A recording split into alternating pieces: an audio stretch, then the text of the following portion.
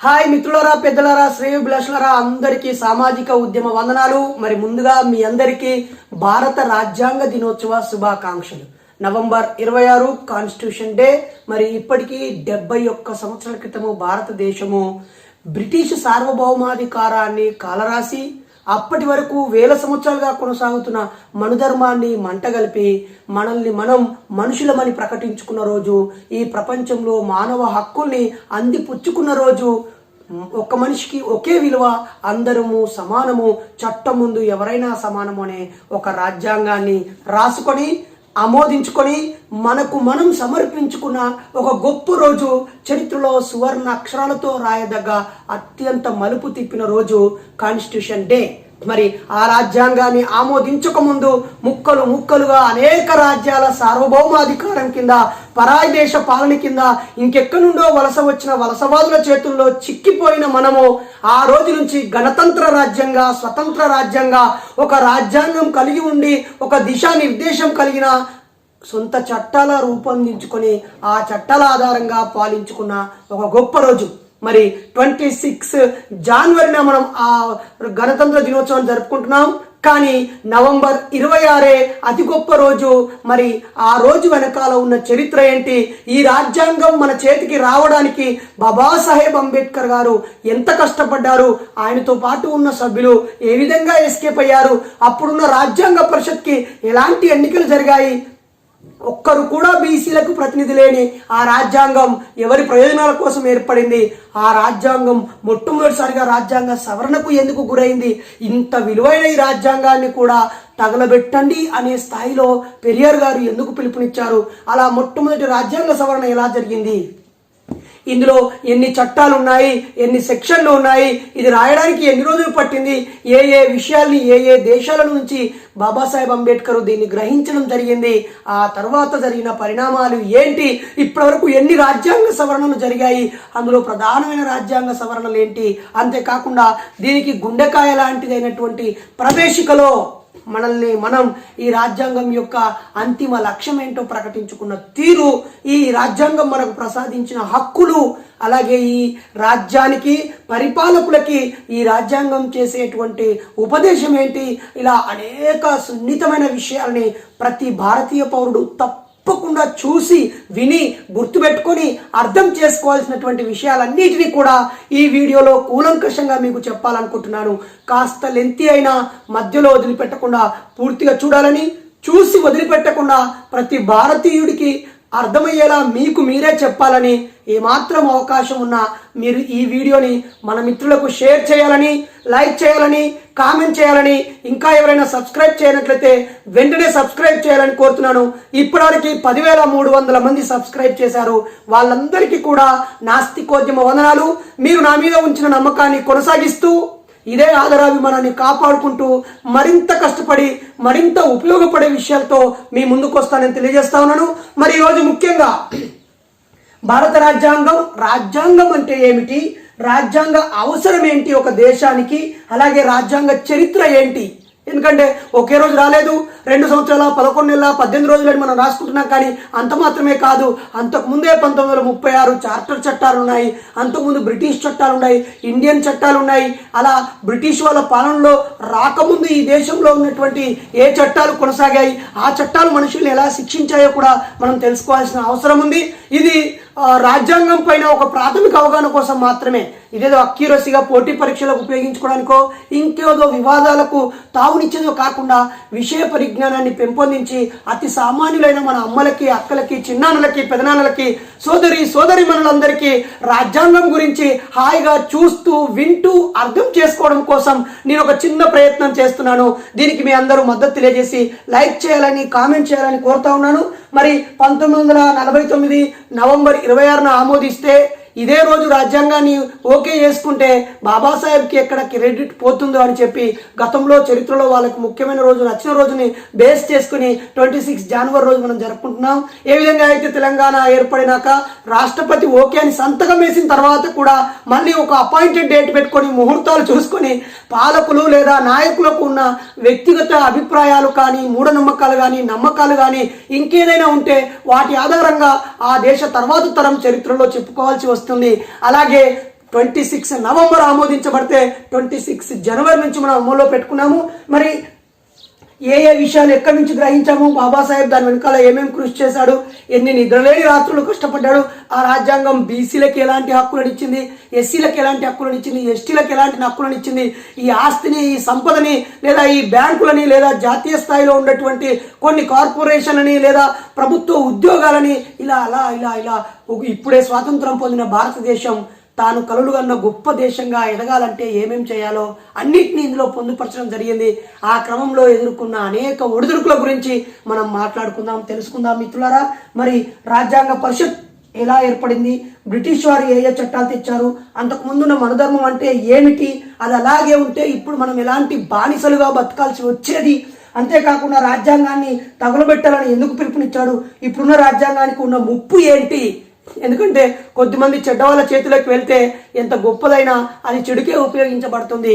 ఇప్పటికే రాజ్యాంగానికి అనేక తూట్లు పొడిసి దాని మూల సూత్రాన్ని మంటలో కలిపే ప్రయత్నం జరుగుతూ ఉంది. రేపు రానున్న రోజుల్లో ఈ రాజ్యాంగాన్ని కూడా మార్చివేయాలని మతాల ఆధారంగా ఉండే మనువాదపు రాజ్యాంగాన్నో, లేదా మత విద్వేషాలను రెచ్చగొట్టే రాజ్యాంగమో, ఒక మనిషిని తక్కువ ఒక మనిషిని ఎక్కువ అనేటువంటి ఒక అమానవీయమైనటువంటి క్రూరత్వాన్ని తిరిగి పునరుద్ధరించే కుట్రలు కూడా జరుగుతూ ఉన్నాయి. కాబట్టి మనం ఈరోజు ఇంత స్వేచ్ఛగా మాట్లాడుతున్నామంటే ఆ రాజ్యాంగమే కారణము.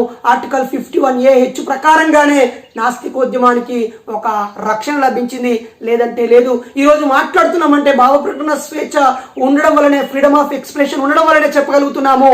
మనం ఏదైనా అన్యాయానికి, అక్రమానికి గురైనప్పుడు కనీసం మన పాలకులు మన వైపున లేకున్నా, చట్టాలు ఉన్నా, ఆ పోలీస్ వ్యవస్థ మనకు రక్షణ కల్పించకపోయినా, న్యాయస్థానం ద్వారా అయినా ఒక చిన్న దీపం వెలుతురు ఉన్నది అంటే కారణము భారత రాజ్యాంగం. సో మనమంతా రాజ్యాంగానికి సెల్యూట్ చేయాల్సిందే. ప్రతి భారతీయుడు భారత రాజ్యాంగానికి లోబడి జీవించాల్సిందే. మరి అంత గొప్ప రాజ్యాంగము ఈ దేశానికి ఏ సందేశం ఇచ్చింది, అందులోని సింబల్స్ ని ఈ మూల భారతీయుల నుంచి ఎలా తీసుకున్నాము, ఇలా అనేక విషయాలు తెలుసుకొని ఉండడం అవసరం. దీన్ని చదవడం అవసరం. మన ఇంట్లో మత గ్రంథాలు లేకపోయినా మన బతుకు సాగుతుంది, మహనీయుల ఫోటోలు లేకపోయినా మన కుటుంబం గడుస్తుంది, ఒక పూట తినకపోయినా మనం జీవిస్తాము. కానీ చదువుకున్న ప్రతి వ్యక్తి రాజ్యాంగాన్ని చదివి ఉండాలి. ప్రతి ఇంట్లో రాజ్యాంగం పెట్టుకొని ఉండాలి. చట్టాలు తెలిస్తే ఆ చట్టం ద్వారా న్యాయం పొందడం సులభం అవుతుంది. ఇంతకాలం మనకు చట్టాలు తెలియకపోవడం వల్ల, రాజ్యాంగం మీద అవగాహన లేకపోవడం వల్ల ప్రతి వ్యక్తికి నయాన్నో భయాన్నో భయపడుతూ నష్టపోతూ ఉన్నాం. కాబట్టి మేలుకుందాం, రాజ్యాంగం గొప్పదనం తెలుసుకుందాం, ఈ దేశ మూలవాసుల యొక్క చరిత్ర తెలుసుకుందాం, మహనీయులు వేసిన మార్గాన్ని వెతుక్కొని ఆ పూల బాట గుండా వెళదాం. ఎందుకంటే ఇందిరాగాంధీ ఒక మాట అంటుంది, ఈ దేశంలో భర్త చనిపోయిన స్త్రీనని నేను ప్రధానమంత్రి హోదాలో గుడికి వెళితే నువ్వు భర్త చనిపోయిన విధవరాలివి, గుడిలోకి రాకూడదు అని మెడలు పట్టి గెంటేశారు. కానీ బాబాసాహెబ్ లాంటి మహానుభావుడు భవిష్యత్తును ఊహించి రాయించినటువంటి భారత రాజ్యాంగం వల్ల నేను ఈ దేశానికి అత్యున్నత కుర్చీ అయిన ప్రధాని సీట్లో కూర్చోగలిగాను అని చెప్పాడు. అలాగే పాకిస్తాన్ ప్రెసిడెంట్ కూడా చచ్చిపోయే ముందు ఈ దేశంలో అంబేద్కర్ లాంటి మహానుభావుడు పుట్టలేదు, ఆయన లాంటి వాడు పుట్టి ఉంటే, ఇలాంటి కాన్స్టిట్యూషన్ ఉండి ఉంటే ఈరోజు అత్యంత క్రూరంగా నేను చంపబడేవాడిని కాదు అన్నాడు. రెండో ప్రపంచ యుద్ధం జరిగిన తర్వాత 1945-46 తర్వాత అనేక దేశాలు స్వాతంత్రాన్ని పొందిన రాజ్యాంగాలు, ఆ దేశాలన్నీ కూడా ఆ జాతిని, ఆ దేశాన్ని భిన్నత్వంలో ఏకత్వం చేస్తూ ఏకం చేసే రాజ్యాంగం లేకపోవడం వల్ల, సమానంగా చూసే అవకాశాలు లేకపోవడం వల్ల విడిపడిపోతూ దేశాలు ముక్కలైపోతూ రాజ్యాంగాలు సరిగా దశాదిశా నిర్దేశం చేయక పాలకుల చేతుల్లో ఆయుధాలుగా మారి ప్రజలందరూ బలిపశులుగా మారి అశాంతి నెలకొంది. ఈ దేశంలో అశాంతి ఉన్నా, అంతర్గతంగా కష్టాలు కన్నీళ్లు ఉన్నా, ఎన్నో వివక్షలు అవమానకర సంఘటనలు జరుగుతున్నా ఇంకా ఈ దేశం ఒక్కటిగా ఉంది అంటే అది కేవలం రాజ్యాంగం వల్ల మాత్రమే. ఆ రాజ్యాంగం బాబాసాహెబ్ అంబేద్కర్ కృషి వల్ల మనకు వచ్చింది. అందుకే ఆయన్ని ఫాదర్ ఆఫ్ మోడర్న్ ఇండియా అంటున్నాము.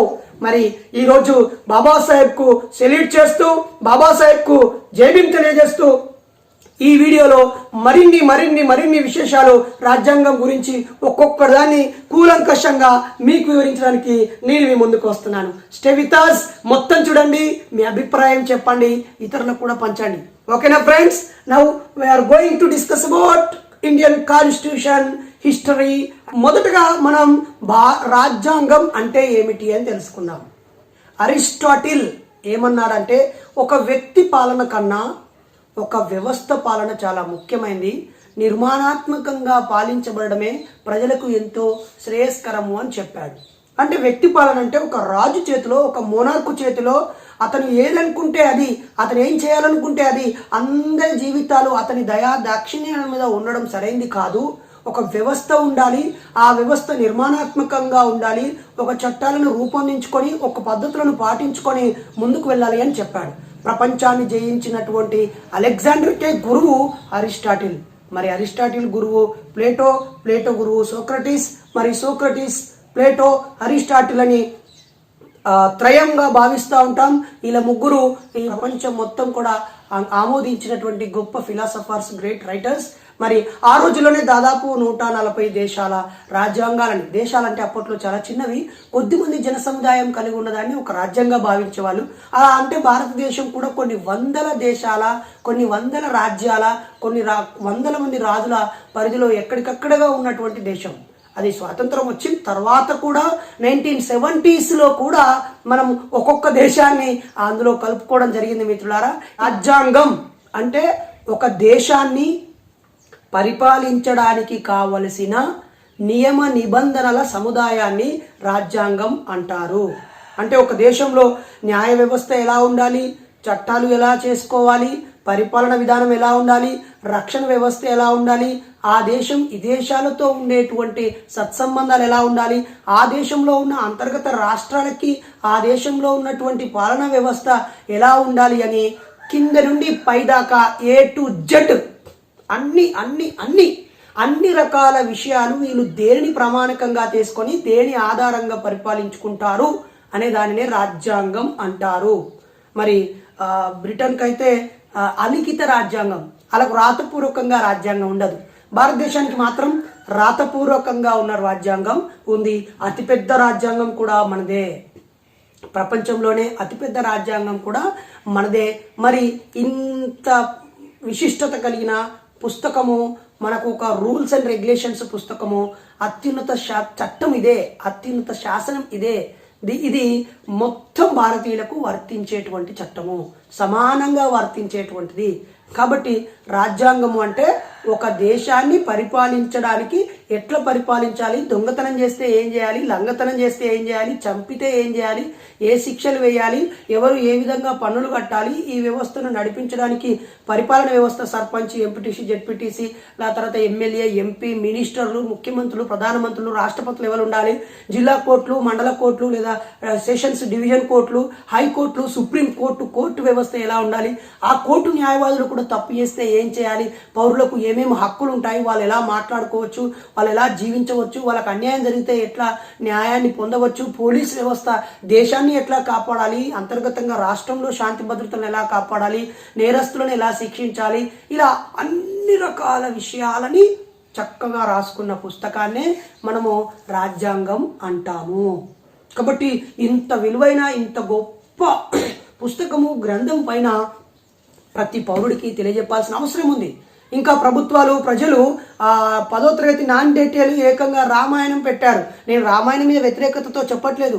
నిజానికి భారత రాజ్యాంగాన్నే 10వ తరగతి లోపు సమగ్రంగా ప్రజలకు అర్థమయ్యేలాగా ఎలా పాటించాలి, ఇతరుల పట్ల మనం ఎందుకు గౌరవభావంతో ఉండాలి, ఇలా అన్ని విషయాలని మనము మన పాఠ్య పుస్తకాల్లో భాగం చేసి బోధించుకుంటే వాడు ఈ చట్టం మీద, ఈ రాజ్యాంగం మీద అవగాహనతో ఉన్న ఉత్తమ పౌరుడిగా తయారవుతాడు.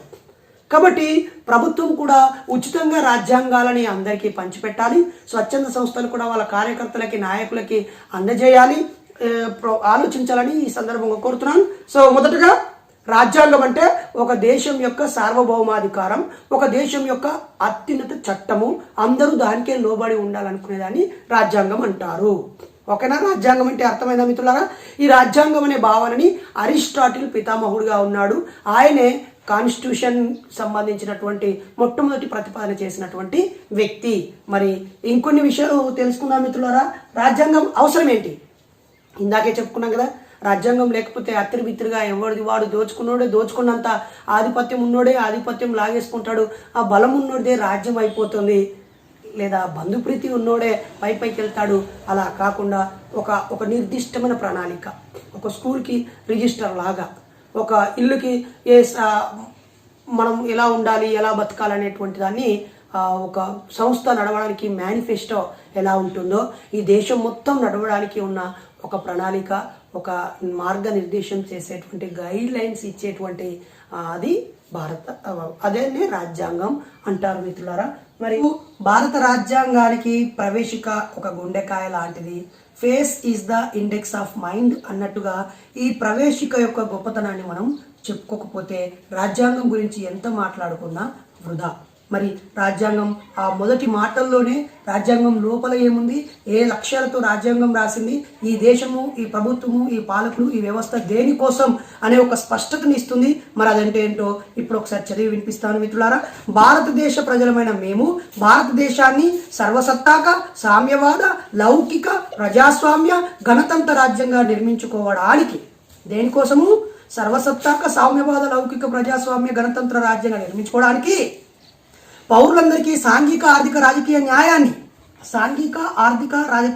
న్యాయాన్ని ఆలోచన, భావ ప్రకటన, విశ్వాసము, ధర్మము, ఆరాధనలో స్వాతంత్ర్యాన్ని, అంతస్తుల్లోనూ అవకాశాల్లోనూ సమానత్వాన్ని చేకూర్చుటకు, వారందరిలో వ్యక్తి గౌరవాన్ని, జాతీయ సమైక్యతను సంరక్షిస్తూ సౌభ్రతత్వాన్ని పెంపొందించడానికి 1949 నవంబర్ 26న మన రాజ్యాంగ పరిషత్తులో ఎంపిక చేసుకొని శాసనంగా రూపొందించుకున్న ఈ రాజ్యాంగాన్ని మాకు మేము ఇచ్చుకున్నాం. ఎవరో ఇవ్వలేదు. ఎవరి దయాదాక్షిణ్యాలతోనో, ఇంకెవరి రాజరిక పెత్తనంతోనో, ఇంకొకరి చేతులనో కాకుండా మాకు మేము ఇచ్చుకొని ప్రకటించుకుంటున్నామని భారత రాజ్యాంగ ప్రవేశికలో చెప్పుకోవడం జరిగింది. మరి ఎంత గొప్ప గొప్ప పదాలు మిత్రులారా.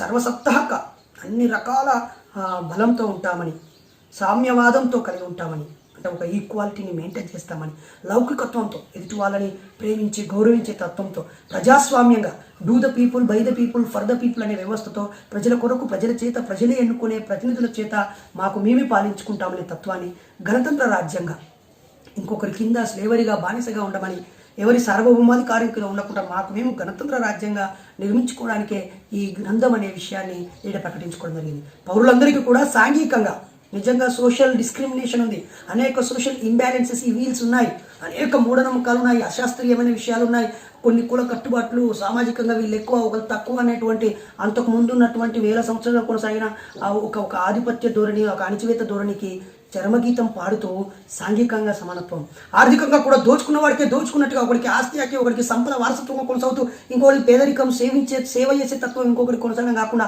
ఆర్థికంగా కూడా సమాన అవకాశాలు కల్పించాలని, రాజకీయంగా కూడా కొంతమందికి ఇంకా గుంటే లేదు, వాళ్ళకి అసెంబ్లీ దాకా వేలుపట్టి నడిపించే బాధ్యతను తీసుకున్నట్టుగా రిజర్వేషన్స్ ద్వారా ప్రత్యేక నియోజకవర్గాలను పెట్టి ఆ ప్రాంతంలో అధిక ప్రజలు వాళ్ళే ఉన్నారు కాబట్టి వాళ్ళ ప్రతినిధులు అక్కడికి రావాలని, ఏ పార్టీ అయినా ఆయా వెనుకబడిన జాతుల వాళ్ళని ప్రతినిధులుగా పంపాలనేటువంటి వాటితో ఇలా అవకాశాలను కూడా కల్పిస్తూ, రాజకీయ అవకాశాలను కూడా కల్పిస్తూ, న్యాయాన్ని కూడా చట్టం ముందు అందరూ సమానమే, ఎవరికైనా చట్టం సమానత్వమే, అందరికీ సమాన ఓటు హక్కు అని చెప్పి ఏదైనా అన్యాయం జరిగితే రాజ్యాంగం ద్వారా పరిరక్షణ పొందే హక్కును కూడా ఈ రాజ్యాంగం అందిస్తుంది అనే విషయాన్ని కూడా ఈ ఒక్క పదంతో మనం అర్థం చేసుకోవచ్చు మిత్రులారా. అంతేకాకుండా ఆలోచన, నీ థింక్ చేసే విధానంలోనూ, భావ ప్రకటన, నీ భావాలను వ్యక్తం చేసేటువంటి విధానంలోనూ, విశ్వాసం, నీకు కలిగే నమ్మకము, నీ నమ్మకాల మీద, నీ ఆలోచనల మీద ఎవరి పెత్తనం ఉండకూడదని నీకు స్వేచ్ఛనిచ్చింది. అంతేకాకుండా ధర్మం అంటే హిందూ ధర్మమో లేదా బౌద్ధ ధర్మమో ఇంకేదో ధర్మం అని కాదు, నువ్వు ఏదైతే ఉత్తమంగా జీవించడానికి నువ్వు పాటిస్తా అనుకుంటున్నటువంటి జీవన విధానాన్ని ధర్మం అంటారు. అందుకే హిందూ సోదరులు హిందూ ధర్మం అన్నది ఇదొక జీవన విధానము అంటారు. క్రైస్తవ మన బౌద్ధం కూడా ఇది ఒక జీవన విధానం అంటారు, మతం అనరు. మనం ఆ మతాల జోలికి ఎందుకు కానీ మరి ఇలా ధర్మాన్ని ఒక ఉత్తమ జీవితం, అందుకే నాస్తికులు కూడా ఈ ధర్మం ఏ మత ధర్మాలు కాకుండా మానవ ధర్మమే నిజమైన ధర్మంగా జీవించవచ్చు అని నాస్తికులు కూడా చెప్తున్నారు. ఏ మతం లేకుండా జీవించవచ్చు, ప్రత్యామ్నాయ సంస్కృతితో జీవించవచ్చు, మత పెద్దలతో పూజలతో సంబంధం, ఇది కూడా ఒక రకమైన జీవన విధానాన్ని ప్రకటించే ధర్మమే. అలాగే ఆధ్యాత్మికమైనటువంటి విషయాల్లో కూడా మద్దతు అయితే, ఆరాధనలో కూడా స్వాతంత్రాన్ని ఇచ్చింది, అంతస్తుల్లో అవకాశాల్లో సమానత్వాన్ని చేకూర్చుటకు, మరి వారందరిలో వ్యక్తి గౌరవాన్ని, సెల్ఫ్ రెస్పెక్ట్, వ్యక్తిని గౌరవించాలి, ఒకడు ఎక్కువ తక్కువ అనేటువంటి వ్యవస్థ ఉండొద్దనే విషయాన్ని, అలాగే జాతీయ సమైక్యతను సంరక్షిస్తూ, భిన్నత్వంలో డైవర్సిటీ ఉన్నా కూడా ఏకత్వాన్ని సాధించడం కోసం భిన్నత్వంలో ఏకత్వాన్ని పెంపొందించే విధంగా జాతీయ సమైక్యతను సంరక్షిస్తూ సౌభ్రాతృత్వాన్ని, ఒక సోదరాభావం, ఒక సహాయక గుణం, ఒక జాలి, కరుణ, దయ, తోడ్పాటు, సమన్వయంతో ఉండేటువంటి తత్వాన్ని పెంపొందించడానికి 1949 నవంబర్ 26న ఈ రాజ్యాంగ పరిషత్తులో అందరికీ బీసీలకు ఒక్కరు కూడా ప్రతినిధి లేరు. షెడ్యూల్ క్యాస్ట్ ఫెడరేషన్ నుంచి ఒక ఎస్సీల ప్రతినిధిగా బాబాసాహెబ్ ఒక్కడే ఉన్నాడు. అలాగే 299 మందిలో కేవలం 15 మంది ఆడవాళ్ళు, 33% మంది ఆడవాళ్ళు, 15% మంది ఆడవాళ్ళు లేరు. అందులోనూ అప్పటికే ఉన్నటువంటి 93 సంస్థానాల నుంచి ఒక్కొక్కరు రాజులుగాను కొద్దిమంది ఉన్నారు. అయినా అప్పటికున్న గుడిలో మెల్లలాగా అందరి ప్రతినిధులు లేకపోయినా కూడా మాకు మేము ప్రకటించుకున్నామని చెప్పారు. ఇది భారత రాజ్యాంగం యొక్క ప్రవేశిక. మరి దీని మీద ఉన్నటువంటి సింబల్స్ని అశోక చక్రం కానీ, తర్వాత 3 సింహాలు కానీ, ఏనుగు సింబల్ కానీ, ఇవన్నీ బౌద్ధంలో నుంచి, భారతీయ మూలతత్వం నుంచి స్వీకరించి పెట్టడం జరిగింది. మిత్రులారా, ఇది ఏ కులాన్నో మెతాన్నో పెంపొందించేది కాదు. ఆ దేశ సమగ్రతను కాపాడడానికి, ఏకం చేయడానికి, విశాల దృక్పథాన్ని అలవాటుపరచుకోవడానికి పెట్టారు. మరి ఇది ప్రవేశిక. ఇప్పుడు భారత రాజ్యాంగం యొక్క చరిత్రను చెప్పుకుందాం. ఎందుకంటే చరిత్ర అంటే 2 సంవత్సరాల 11 నెలల 18 రోజులు రాశారు అనేది కాదు. అది రాయడానికి ముందే ఈ భారతదేశానికి కావలసిన పునాదులు కొన్ని చోట్ల పడ్డాయి. ఈ దేశానికి అసలు చట్టాలు ఉన్నాయా? ఇప్పటికీ లేవనుకో. చట్టాలు ఉన్న వాళ్ళ చుట్టాలు గాను, డబ్బున్న వాళ్ళు బమ్మిని తిమ్మి చేస్తూ ఆగమాగం చేస్తున్నారని, ఎక్కువ పైసలు ఉన్నాయని ఇంకా తెలివైన లాయర్ని పెట్టుకొని గెలిచే కేసులు ఓడిపోతున్నాయని, ఓడిపోయే కేసులు గెలుస్తున్నాయని, కొంతమంది డబ్బులు ఇచ్చి ఇడిపించుకున్నారని ఎన్నో ఉన్నాయి. కానీ ఈ దేశానికి అసలు ఏ కాగితాలు లేవు, ఏ చట్టాలు లేవు, ఎవరి కంట్రోల్లో లేరు. ఎందుకంటే ఈ దేశంలో గతంలో పరిపాలించినటువంటి రాజులు కానీ, చక్రవర్తులు కానీ, అటు వచ్చేసినటువంటి ముస్లిం రాజులు కానీ, అంతకుముందు వచ్చేసినటువంటి బ్రాహ్మణ రాజులు కానీ, బ్రాహ్మణులు కానీ, ఆర్యులు కానీ, పోర్చుగీస్ వారు కానీ, డచ్ వారు కానీ, ఫ్రెంచ్ వారు కానీ ఎవరు ఈ దేశాన్ని ఒకే పరిపాలన కిందికి తీసుకురాలేదు. ఎలాంటి చట్టాలు చేయలేదు. ఎవరికి తోచిన చట్టాలు వాళ్ళు, రాజుకు ఏదనిపిస్తే అది చేయటము, ఒక చోట రొమ్ము పన్ను విధించడము, ఒక చోట రవిక పన్ను విధించడము, ఇంకో చోట జుట్టు పన్ను విధించటము, ఎంతసేపు ప్రజలని పీడించుకొని లాక్కొని రాజులు విలాస పురుషులుగా జీవించడము, ఎక్కడో కొద్ది గొప్ప మంచి రాజులు పరిపాలించేటువంటి పరిపాలన సాగేది. అశోకుడి కాలంలో మాత్రము బుద్ధుడు చెప్పిన నియమ నిబంధనల్ని పాటిస్తూ యుద్ధాలు లేకుండా ప్రేమ, శాంతి, సౌభ్రాతృత్వంతో పాలించారు. అందుకే అశోకుడిని 2వ బుద్ధుడిగాను, ఈ దేశంలో స్వర్ణయుగంగా ఉన్నారు. అప్పటికి కూడా ఈ రాజ్యాంగాలు, పుస్తకాలు, నియమాలు, నిబంధనలు లేవు. కానీ అప్పుడు ఒక మంత్రి వ్యవస్థ ఉండేదని, ఒక రక్షణ వ్యవస్థ ఉండేదని మనం సోషల్ పుస్తకాల ద్వారా తెలుసుకున్నాం. మరి భారతదేశం మొత్తానికి వర్తించే ఒక గ్రంథం కానీ, ఒక నిబంధనల పుస్తకం కానీ అప్పటికి లేదు. మరి ఇది ఎలా మొదలైంది? ఎప్పుడో క్రీస్తు పూర్వమే మరి అరిస్టాటిల్ రాజ్యాంగానికి సంబంధించినటువంటి ఆలోచనలు చేశారని చెప్పుకున్నాం కదా. మరి భారతదేశానికి సంబంధించిన రాజ్యాంగం చరిత్ర ఏం చెప్పుకుందాం? 1600 సంవత్సరంలో బ్రిటిష్ వాళ్ళు భారతదేశానికి రావటం జరిగింది మిత్రులారా. అలా 1600 సంవత్సరంలో బ్రిటిష్ ప్రభుత్వము ఈస్ట్ ఇండియా కంపెనీ ద్వారా ఇక్కడికి వ్యాపారం కోసం వచ్చారు. వాళ్ళు వచ్చిన తర్వాత కొన్ని చట్టాలు చేశారు. వాళ్ళ పరిపాలనలో ఉన్నటువంటి పాలకులకు చట్టం ముందు అందరూ సమానమే అని, వాళ్ళ పరిపాలనలో ఉన్న ప్రజల్లో ఎవరు ఏ తప్పు చేసినా ఒకే రకమైన శిక్ష విధించాలని, అంతేకాకుండా మనుషులను హత్య చేయడం నిషేధించడము, ఆ తర్వాత బాల్య వివాహాలను నిషేధించడము, ఆ తర్వాత మనుషులని చంపడము నిషేధించడము, ఆ తర్వాత ఇక్కడ ఉన్నటువంటి సంఘ సంస్కర్తలు బ్రిటిష్ వాళ్ళతో రాయబారం జరిపి లేదా ఫైట్ చేసి కొన్ని చట్టాలని స్వాతంత్రానికి ముందే, భారత రాజ్యాంగం అమల్లోకి రావడానికి అంటే ముందే కొన్ని చట్టాలని, కొన్ని ప్రతిపాదనల్ని మనం తీసుకోవడం జరిగింది. అయితే 1600 సంవత్సరంలో బ్రిటిష్ వాళ్ళు భారతదేశానికి వచ్చిండ్రు. అంతకంటే ముందే పోర్చుగీస్ వాళ్ళు, డచ్ వారు, ఫ్రెంచ్ వారు వచ్చారు. వాళ్ళకి మధ్య యుద్ధాలు జరిగాయి. రకరకాలు జరిగిన తర్వాత బ్రిటిష్ వాళ్ళు ఇక్కడ స్థిరపడ్డారు. అలా స్థిరపడ్డటువంటి వాళ్ళు 1765లో ప్లాసీ యుద్ధం జరిగింది. ఆ యుద్ధం జరిగిన తర్వాత ఇక ఈ దేశం నుంచి వాళ్ళకు ప్రతిఘటించే రాజు లేడు, యుద్ధం చేసే రాజు లేడు. వాళ్ళ రాజ్యమే ఇక్కడ స్థిరపడిపోయింది. ఇక వాళ్ళు పన్నులు విధించడము, రక్షణ వ్యవస్థ, పంటలు పండించడము, వస్తువు అమ్ముకోవడాలు, బిజినెస్లు చేసుకోవడాలు, ఈ దేశం మొత్తం వాళ్ళ కంట్రోల్లోకి వచ్చింది. వచ్చిన తర్వాత ప్లాసీ యుద్ధం తర్వాత మనకి ద్వంద్వ పాలన అంతమైపోయి ఏకఛత్రాధిపత్యంలోకి వచ్చేసింది. అలా ఏకఛత్రాధిపత్యంలోకి వచ్చి కొంతకాలం పరిపాలన సాగగానే 1857లో సిపాయిల తిరుగుబాటు జరిగింది. అయితే ఈ 57లో సిపాయిల తిరుగుబాటు జరగడానికి ముందే రెండు పన్నులు విధించేవారు, ఒకటి బ్రిటిష్ పన్ను, ఒకటి భారతీయుల పన్ను. అలా కాకుండా ఇప్పుడు అవి రెండు రద్దు అయిపోయి ఒకే పన్ను విధానం వచ్చేసింది. అలా వచ్చేసిన తర్వాత 1857లో సిపాయిల తిరుగుబాటు చేయడంతో, అంటే ఇక్కడ భారతీయులను మనం సైన్యంలో పెట్టుకుంటే వాళ్ళు తిరగబడ్డారు అనేటువంటిది జరిగిన తర్వాత ఇక ఈస్ట్ ఇండియా కంపెనీ పరిపాలన అంతమైపోయింది.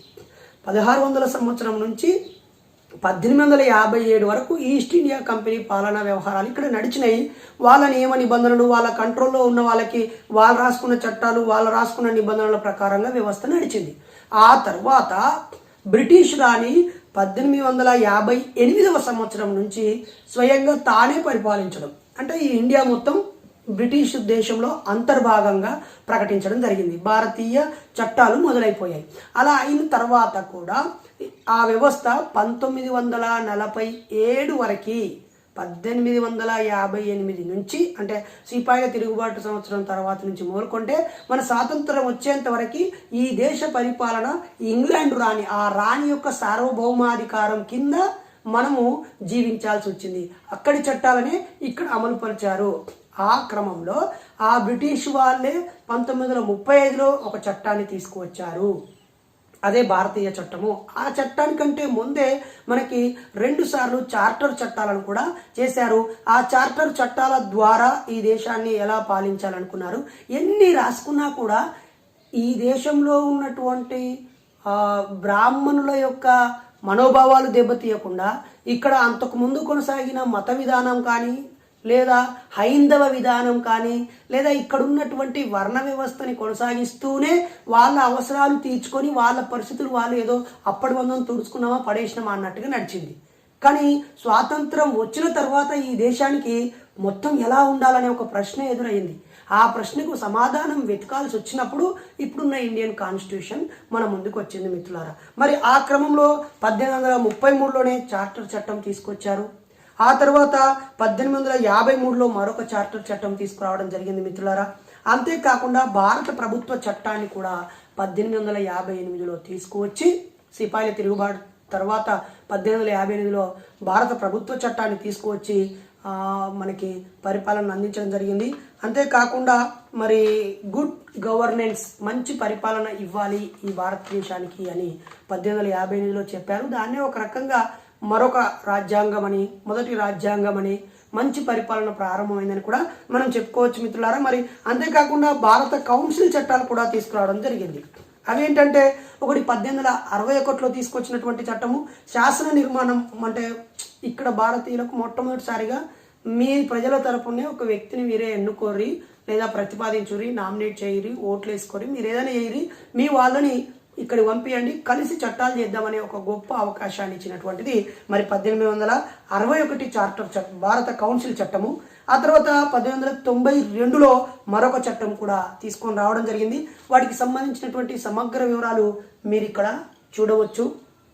ఏ చట్టము, మరి విలియం బెంటిక్ ఎప్పుడున్నాడు, డల్హౌసీ ఎప్పుడున్నాడు, కారన్ వాలిస్ ఎక్కడున్నాడు, వాళ్ళు ఏ గవర్నర్లు డైరెక్ట్గా పరిపాలించబడ్డారు, ముంబై నుంచి ఏం పరిపాలన జరిగేది, పశ్చిమ బెంగాల్ నుంచి ఇటు మద్రాస్ నుంచి, ఇలా వాళ్ళ వివరాలన్నీ కూడా మీరు ఇక్కడ చూడొచ్చు మిత్రులారా. అలాగే 1935 భారత చట్టం అనేది బ్రిటిష్ ప్రభుత్వ చరిత్రలో ఆమోదించిన ఒక చట్టం. ఇది అక్కడ బ్రిటిష్ ప్రభుత్వం కూడా ఆమోదించి మనకి ఇచ్చినటువంటి చట్టము. మరి భారత ప్రభుత్వ చట్టం 1935 అంటారు దీన్నే. ఇదే ఒక రకంగా భారతదేశం మనకు స్వతంత్రం వచ్చి ఇచ్చే ప్రక్రియ మొదలైంది అని అర్థం. ఆ తర్వాత జరిగిన పరిణామాల్లో వాళ్ళకి అంత ఇష్టం ఉండకపోవచ్చు ఈ దేశాన్ని వదిలిపెట్టి. ఎందుకంటే అనేక ప్రకృతి సంపదలు ఉన్నాయి, అమాయక జనం ఉన్నారు, కొద్దిమంది జిత్తులో మారి చేతిలో రాజ్యం ఉంది. ఆ జిత్తులో మారిని వాళ్ళ కంట్రోల్లో పెట్టుకుంటే దేశం మొత్తాన్ని కంట్రోల్ పెట్టుకునేటువంటి పరిస్థితి ఉండేది. కాబట్టి ఇది భారత రాజ్యాంగానికి చరిత్ర. మరి 1600 సంవత్సరం నుంచి బ్రిటిష్ చట్టాలు మొదలయ్యి 1935 చట్టం వరకు, ఆ తర్వాత రౌండ్ టేబుల్ సమావేశాలు జరిపి ఈ దేశానికి పరిపాలన ఎలా జరుగుద్ది, అంతకంటే ముందే ఈ దేశానికి ఎలా పరిపాలించాలి, ఎవరెవరి ప్రాతినిధ్యం ఎలా ఉంది అని ఒక సైమన్ అనే ఆయన నేతృత్వంలో ఒక కమిషన్ని ఇండియాకు పంపించడము. అప్పటికే ఇక్కడ ఉన్నటువంటి సంపన్న కులాల వాళ్ళు, దోపిడీ కులాల వాళ్ళు, స్థిరపడ్డ కులాల వాళ్ళు సైమన్ గో బ్యాక్ అని పిలుపునివ్వడము. ఇప్పుడు ఏ దేశం ఎలాగుందో ఉన్నది ఉన్నట్టే మాకు స్వాతంత్రం ఇస్తే మేము పాలించుకుంటామని అందరూ అంటున్నప్పుడు ఇద్దరు వ్యక్తులు ఈ దేశంలో సైమన్ కమిషన్కి ప్రజలందరినీ కూడగట్టి దగ్గరుండి వాళ్ళని పిలిచి ఈ దేశంలో కుల వ్యవస్థ ఉంది, అసమానతలు ఉన్నాయి, అజ్ఞానం ఉంది, ఇవన్నీ పోగొట్టడానికి మీరు కృషి చేయాలని చెప్పారు. ఆ ఇద్దరు వ్యక్తులు ఒకరు బాబాసాహెబ్ అంబేద్కర్ని అనుకూలంగా ఉండేటువంటి ఆయన అనుచరులు భారతదేశంలో హైదరాబాద్లో అయితే భాగ్యరెడ్డి వర్మ లాంటి వాళ్ళు. అయితే తమిళనాడు దక్షిణ భారతదేశంలో పెరియార్ రామస్వామి, ఒకటి బాబాసాహెబ్ అంబేద్కర్, రెండు పెరియార్ రామస్వామి. వీళ్ళిద్దరే ఆయన ఈ దేశానికి రావడాన్ని స్వాగతం పలికి ఇక్కడున్న పరిస్థితులన్నింటినీ నివేదికల రూపంలో వాళ్ళకు అప్పగించి ఇగో ఈ వ్యవస్థ ఈ దేశంలో ఇన్ని హెచ్చుతగ్గులున్నాయి, ఇవి పోవడానికి మాకు స్వాతంత్రం వస్తే ఇలాంటి కండిషన్స్ కావాలి, ఇగో ఇలా ప్రజలందరికీ పరిపాలించే హక్కు ఇవ్వాలని వీళ్ళిద్దరూ కలిసి వాళ్ళకి పిలుపునివ్వడం జరిగింది, వాళ్ళని స్వాగతించడం జరిగింది. ఆ తర్వాత ఇంగ్లాండ్లో జరిగిన రౌండ్ టేబుల్ సమావేశాల గురించి మనం గతంలో చెప్పుకున్నాం కొన్ని వీడియోలలో.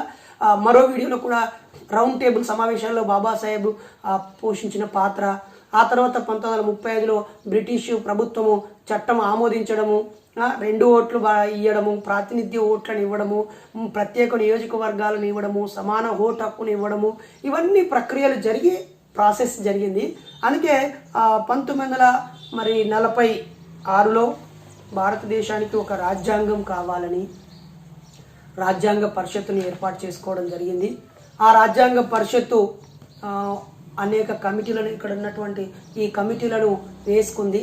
ఆ కమిటీలలో బాబాసాహెబ్ అంబేద్కర్ గారు మరి మొట్టమొదటగా ముసాయిదా కమిటీని భుజాన ఎత్తుకొని భారతదేశానికి రాజ్యాంగాన్ని అందించడం జరిగింది. మిత్రులారా, మరి భారత రాజ్యాంగం రావడానికి ముందు ఇన్ని చట్టాలు, ఇన్ని నియమాలు, ఇన్ని నిబంధనలు గతంలో ఉన్నటువంటివన్నిటిని క్రోడీకరించి భారత రాజ్యాంగాన్ని రూపొందించుకోవడం జరిగింది.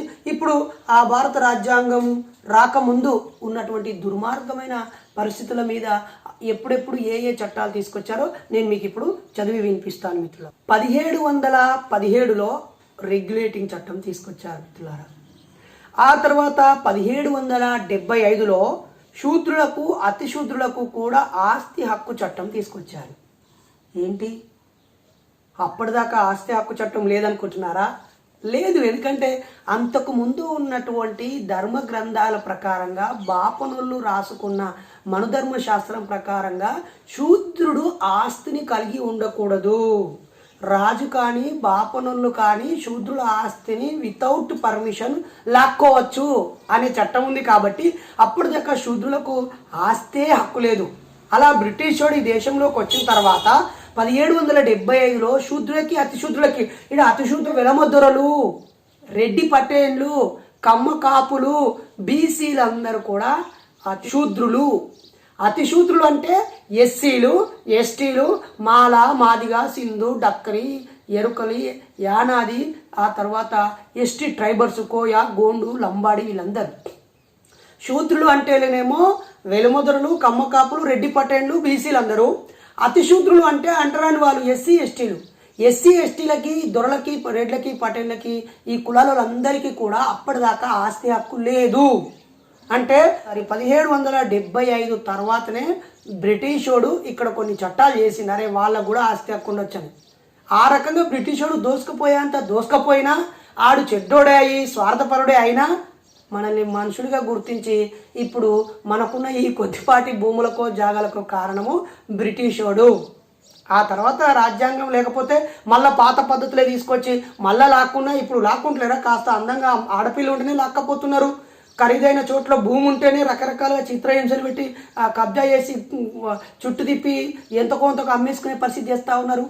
కాబట్టి 1775లో ఈ శూద్రులకి అతిశూద్రులకి జంజరం లేని వాళ్ళందరికీ ఆస్తి హక్కు అనేది ప్రసాదించారు బ్రిటిష్ వాళ్ళు. ఆ తర్వాత హత్య నిషేధం జరిగింది. 1804 సంవత్సరంలో హత్యని నిషేధించారు. అంటే ఏంటి, అంతకుముందు అది నిషేధంలో లేదు. ఎవరినైనా చంపొచ్చు, హత్య చేయొచ్చు, నేరం కాదు. ఎందుకంటే అప్పుడున్నటువంటి మనుధర్మ గ్రంథాల ప్రకారంగా మనిషిని చంపుడు పాపం కాదు. చంపేయొచ్చు, నరికేయొచ్చు. ఆ పెద్ద పెద్ద గడీల దగ్గర పెద్ద పెద్ద భవనాలు నిర్మాణం చేసేటప్పుడు అమాయక ప్రజలని తీసుకొచ్చి నరబలి ఇచ్చి మనిషిని నరకేసి ఆ సమాధిలో పెట్టేసేవాళ్ళు. మనం ఇప్పుడు కొన్ని సినిమాలలో చూస్తుంటాం కదా, అహోంకో అని అడవి రాజ్యాలలో మనుషులను నరికేస్తారు కదా. ఆ హత్య పాపంగా ఉండేది కాదు, నేరంగా ఉండేది కాదు. చంపడం కూడా చట్టబద్ధమే. అవసరమైతే డబ్బులు ఇచ్చి కొనుక్కొని నరుక్కున్నటువంటి పరిస్థితి ఉండేది. దాన్ని 1804 సంవత్సరంలో బ్రిటిష్ వాళ్ళు హత్య చేయడం నిషేధించారు మిత్రులారా. ఆ తర్వాత 1813లో శూద్రులకు అతిశూద్రులకు విద్యా హక్కు చట్టం వచ్చింది. వీళ్ళు చదువుకోవచ్చు అని. అది బానిస చదువే అయినా, డల్హౌసీ పెట్టినటువంటి బానిస చదువే అయినా, మనల్ని బ్రిటిష్ వాళ్ళకు అనుకూలంగా వాళ్ళు చెప్రాసి బంట్రోతులుగా పనిచేయడానికి, అటెండర్లుగా పనిచేయడానికి కూడా కనీసం 4 ఇంగ్లీష్ ముక్కలు 4 అక్షరాలు వీళ్ళకి తెలవాలని చెప్పేసి చదువుకున్న బానిసలను చేసుకోవడం కోసమైనా అప్పటిదాకా మనకు చదివేలేదు. బ్రిటిష్ వాళ్ళు వచ్చి ఆ 1813 సంవత్సరంలో అతిశూద్రులకు, శూద్రులకు, మళ్ళా గుర్తుపెట్టుకోండి, వెలమ దొరలకు, రెడ్డి పటేళ్లకు, కమ్మ కాపులకు, గొల్ల యాదవ కుల కుర్మ ముదిరాజు శాలోలు అందరికీ, అటు అతిశూద్రులకు ఎస్సీ ఎస్టీలకి అప్పటిదాకా చదివే చెప్పలేదు. ఎవరు? బ్రాహ్మణులు. అప్పటిదాకా ఈ దేశాన్ని పాలించే రాజులుగా ఉన్నోళ్ళకి, ఆ రాజులకు ప్రధానమంత్రులుగా ఉన్నోళ్ళకి, గురువులుగా ఉండి ఆరామాలు నిర్మించుకొని వాళ్ళు సంపాదించుకొని బతికినటువంటి వాళ్ళు అప్పటిదాకా చదువు నిషేధించబడింది మిత్రులారా. బ్రిటిష్ వాడు వచ్చి ఆనికి కావలసిన బానిసలను తయారు చేయడం కోసము, ఆనికి కావాల్సిన అతిశుద్ధులకు శూద్రులకు కూడా చదువు చెప్పుకోవచ్చని ఒక చట్టం చేసిరు. అలా అంత కొడితే మనకు 1813 వరకు 1813 వరకు మనకు చదువుకునే హక్కు లేదు. జంజరం లేని వాళ్ళకు, రెడ్డి ఓసి అనుకునేటోళ్ళకు కూడా లేదు.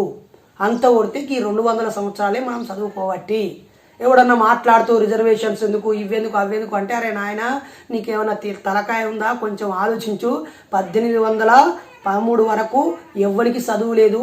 ఆ 3%, 5% ఉన్న అయ్యగారులకు, రాజుల పిల్లలకు, కోమట్ల పిల్లలకు మాత్రమే, షావుకారుల పిల్లలకు మాత్రమే ఉండేది. మిగతా ఎవరికి లేదు. ఇది చరిత్ర, ఇది చట్టం చెబుతుంది. ఎందుకంటే ఇలా రాజ్యాంగం అమలులోకి వచ్చిందంటే ఏదో రాజ్యాంగంలో కొబ్బరికాయ కొట్టడం, ఏదో కాన్స్టిట్యూషన్ డే అనట. అంబేద్కర్కు జై కాదు. అంబేద్కర్కు జైతో పాటు, రాజ్యాంగానికి జైతో పాటు అంతకుముందు ఏమేం జరిగినాయో చరిత్ర తెలుసుకొని వాడు చరిత్ర నిర్మించలేడు అన్నాడు బాబాసాహెబ్ అంబేద్కర్. ఇంకా ఎంతసేపు అనే పనికిమాలిన విషయాలు వింటూ చూస్తూ ఉందాం. మన చరిత్రలో ఏం జరిగిందో తెలుసుకునే అవకాశం వచ్చినప్పుడన్నా తెలుసుకోవాలన్నా తెలుసుకోవద్దా ఒక్కసారి ఆలోచించండి మిత్రులారా. అంతేకాదు ఇంకో విచిత్రమైన విషయం ఏంటంటే మిత్రులారా, బానిసత్వాన్ని కూడా నిషేధించింది 1813లో. అట్లెట్లా నిషేధిస్తారు అని చెప్పి అడ్డుకొని ఆ తర్వాత అది కొంతకాలం అమలు చేయలేదు మిత్రులారా. కనీసం అసోయం నచ్చింది. మానసిక బానిసత్వం గురించి బాబా గులాంగిరిలా బాగా రాశాడు పెద్ద మనిషి మహాత్మా జ్యోతిరావు పూలే. దీని పీడిఎఫ్ కావాలంటే నన్ను నా పైన పక్కనిచ్చేటువంటి ఫోన్ నెంబర్కి ఒక మిస్డ్ కాల్ ఇచ్చి నాకు గులాంగిరి బుక్ కావాలంటే ఇస్తారు, పంపించేస్తలే. చాలా పుస్తకాలు కానీ అవి వాట్సాప్ డిలీట్ అయిపోయిన కొద్దీ అవి పోతూ ఉన్నాయి. తర్వాత మీరు ఎప్పుడూ అడిగితే మీకు అందుబాటులో ఉండట్లేదు. కాబట్టి బానిసత్వాన్ని నిషేధం చేసింది 1813 సంవత్సరంలో మిత్రులారా. అంతేకాకుండా ఇంకొక నీచమైన ఆచారాన్ని చెప్తా. అంతకుముందున్న చట్టం అది. ఆ చట్టాన్ని నిషేధించిరు. ఆ చట్టము 1819లో చేసింది బ్రిటిష్ వాళ్ళు. ఏం చట్టమో చదవాలా మిత్రులారా? కొంచెం మనసు నిమ్మలం చేసుకొని మనసారా వినండి. 1819 సంవత్సరంలో బ్రిటిష్ వాళ్ళు చేసిన చట్టము, శూద్రుల వధువు బ్రాహ్మణునితో మొదటి 3 రాత్రులు గడపడం నిషేధం. అమ్మయ్యా, అంతకుముందు నేను పుట్టలేదు, నయ్యం, సంతోషిస్తున్నాను. 1819 సంవత్సరంలో బ్రిటిష్ వాళ్ళు ఒక చట్టం చేసిర్రు. ఏమని? శూద్రుల యొక్క భార్యలు, మళ్ళా ఇక శూద్రులు అంటే ఎవరో అనుకోకూరి మిత్రులారా, వెలమదొరలు, కమ్మకాపులు, రెడ్డి పటేళ్లు, బీసీలు అందరు కలిపి శూద్రులు. ఈ శూద్రుల భార్యలని బ్రాహ్మణుడి దగ్గర 3 రాత్రులు, మొదటి 3 రాత్రులు పండుకోబెట్టి ఆయన చేత ప్రత్యేక పూజలు చేయించి రాత్రిలో ఆయన్నే ఉంచేటువంటి నీచమైన సంస్కృతి బాగలేదు అని చెప్పి నిషేధం చేస్తూ చట్టం చేశారు. ఇప్పుడు మరి ఇంత పెద్ద చట్టం వచ్చింది, రాజ్యాంగం గొప్పదా అంటే ఇది లేకపోతే ఆ పాత చట్టం మళ్ళీ వచ్చి కూర్చునేది. అప్పుడు నేనైతే సిద్ధంగా ఉండకపోతూ అవసరమైతే చంపేవాడిని, ఇదే చట్ట ప్రకారంగా జైలుకనే వెళ్ళేవాడిని తప్ప నా భార్యని మొదటి 3 రాత్రులు బాపను దగ్గరికి పంపించకపోతును. ఒకవేళ నాకు తెలియక ముందే నా తల్లితో మొదటి 3 రాత్రులు ఏదైనా గడుపుంటే వాణి సాగొచ్చేటోడిని. ఇది 1819కు ముందున్న నీచమైన వ్యవస్థ. కాబట్టి అక్కడ ఒక చట్టం చేశారు. ఈ చట్టాలన్నీ క్రోడీకరించి ఆ తర్వాత దేశ విదేశాల్లో ఉన్న గొప్ప గొప్ప విషయాల్ని కూడా సేకరించి ఈ రాజ్యాంగాన్ని మనకి ఇచ్చారు మిత్రులారా. ఆ తర్వాత 1829లో సతీ సహగమనాన్ని నిషేధించారు. సతీ సహగమనం అంటే ఏంటిది? భర్త చనిపోతే ఆ భర్తతో పాటు భార్యను కూడా చితి మీద పండబెట్టి కాల్చి చంపే చట్టం ఉండేది. ఆ చట్టాన్ని నిషేధించిర్రు. ఏ సంవత్సరంలో? 1829 సంవత్సరంలో. అప్పటికి ఇంకా స్వాతంత్రం రాలేదు. 130 ఏళ్ళకి స్వాతంత్రం రావడానికి 120 ఏళ్ళ కిందనే అది నిషేధించిళ్ళు. ఎందుకు నిషేధించిళ్ళు? పాపం అది మంచి పనే చేసిరు. ఒకవేళ ఇది కొనసాగి ఉంటే మనకేం నష్టం ఉండకపో. ఎందుకంటే బహుజనులలో ఎవరు కూడా భర్త చనిపోతే భార్యను కాల్చరు, మారు మానం పంపిస్తారు. అంటే మారు మనువు, మళ్ళీ పెళ్లి చేయడం, మళ్ళీ పెళ్లి చేసి పంపించేస్తారు అంతే. ఓ గుడి కానో, చెట్టు కానో, పుట్ట కానో, గ్రామదేవత కానో దండలు మార్చుకొని రెక్క పట్టుకొని ఓ చీరో రైక ముక్క ఇచ్చి వెళ్ళిపోతారు. ఇది ఆ రోజుల్లో ఉన్నటువంటి బ్రాహ్మణ కులంలో ఉన్నటువంటి సంఘ సంస్కర్తలు పుట్టుకొచ్చి, ఒరే మా దగ్గర ఇంకా సతీ సాగమనం పేరుతో ఈ జంజరం వేసుకున్న పూజారులు చచ్చిపోతే వాళ్ళ భార్యలు కూడా అట్లనే పెడుతుంది. ఎందుకంటే రాముని తల్లి చచ్చిపోయింది కదా, దశరథ మహారాజుతో పాటుగా సజీవ దహనం అయ్యింది కదా. అలా చాలామంది మీరు చూసుకుంటే ఎంతోమంది దేవతల స్టోరీలు అవన్నీ కల్పితాలే అయినప్పటికీ సతీ సాగమనం ఉంటుంది. మనకు పుత్తడి బొమ్మ పూర్ణమ్మలో ఒక చోట ఈ చాలా విషయాలు మనం తెలుసుకుంటూ ఉంటాము. కొన్ని గురిజడ అప్పారావు గారి రచనల్లో, తర్వాత నార్ల వెంకటేశ్వరరావు గారి రచనల్లో మనం చూసాము. మరి ఇలా అప్పటికే ఉన్న సతీ అనేటువంటిది 2001లో కూడా గుజరాత్లో ఒకరు చేశారు. ఇప్పుడున్న వ్యవస్థ ఇలాగే కొనసాగితే మిత్రులారా, తప్పకుండా రానున్న రోజుల్లో ఇదే వ్యవస్థని పునరావృతం చేసేవారు ఈ రాజ్యాంగం మనకు లేకపోతే. ఆ తర్వాత 1830 సంవత్సరంలో నరబలిని నిషేధించారు. నేను చెన్నైలో అనుకుంటా, చెన్నైలోనా హైదరాబాదులో మాసప్ ట్యాంకులో నెహ్రూ చిల్డ్రన్ పార్క్ ఎదురుగా ఒక ట్రైబల్ మ్యూజియం ఉంటుంది. ఆ మ్యూజియంలో పూర్వము ఏ విధంగా నరబలి ఇచ్చారో ఒక బొమ్మను వేసి చూపించారు మిత్రులారా. అది చూస్తే కళ్ళకు నీళ్ళు ఆగలేదు నాకు. నరబలి ఇప్పటికి కూడా ఇస్తున్నారు. గుప్త నిధులు దొరకాలనో, నీ భార్య ఆరోగ్యం బాగుండాలంటే పలానా వ్యక్తి నరికి చంపాలనో, రక్త తర్పణ చేయాలనో, ఈ మూఢనమ్మకాలు కొనసాగడం వల్ల ఇంకా అక్కడక్కడ నరబలి. అనంతపురంలో శివాలయంలో గుప్త నిధుల కోసం 3 నరికి చంపినట్టుగా, ఒరిస్సాలో పంట పొలం మంచిగా పండాలని చెప్పి తన కొడుకునే నరబలి ఇచ్చినట్టుగా, హైదరాబాద్లో గ్రహణం పడ్డ తెల్లారి నీ భార్య ఆరోగ్యం బాగుపడాలంటే ఏదైనా ఒక శిశువును తల నరికి ఆ పిట్టగూడ మీద పెట్టి ఆ గ్రహణ కిరణాలు పడాలని చెప్తే అది ఈ మధ్య జరిగింది మిత్రులారా. ఇలాంటివి నరబలి కూడా ఇచ్చేవారు. అది నిషేధించింది మరి బ్రిటిష్ వాళ్ళు 1830 సంవత్సరంలో. ఆ తర్వాత 1831 సంవత్సరంలో ప్రభుత్వ ఉద్యోగాల్లో కుల వివక్ష నిషేధించబడింది.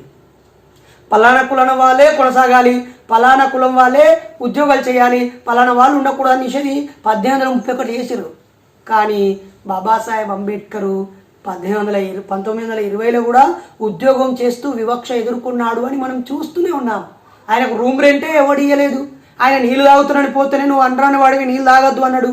అంతెందుకు మిత్రులారా, ఈయన 1830లో కూడా చెరువులో నీళ్లు తాగడానికి కూడా మహద్ చెరువు పోరాటం చేయాల్సి వచ్చింది. అక్కడ అంతకంటే 1919లోనే వైకోం దేవాలయం వీధిలో గుండా కుక్కలు నక్కలు పందులు పోతున్నాయి, మనుషులు పోవద్దా అని చెప్పి పెరియార్ రామస్వామి కేరళలో కూడా పోరాటం చేయాల్సి వచ్చింది.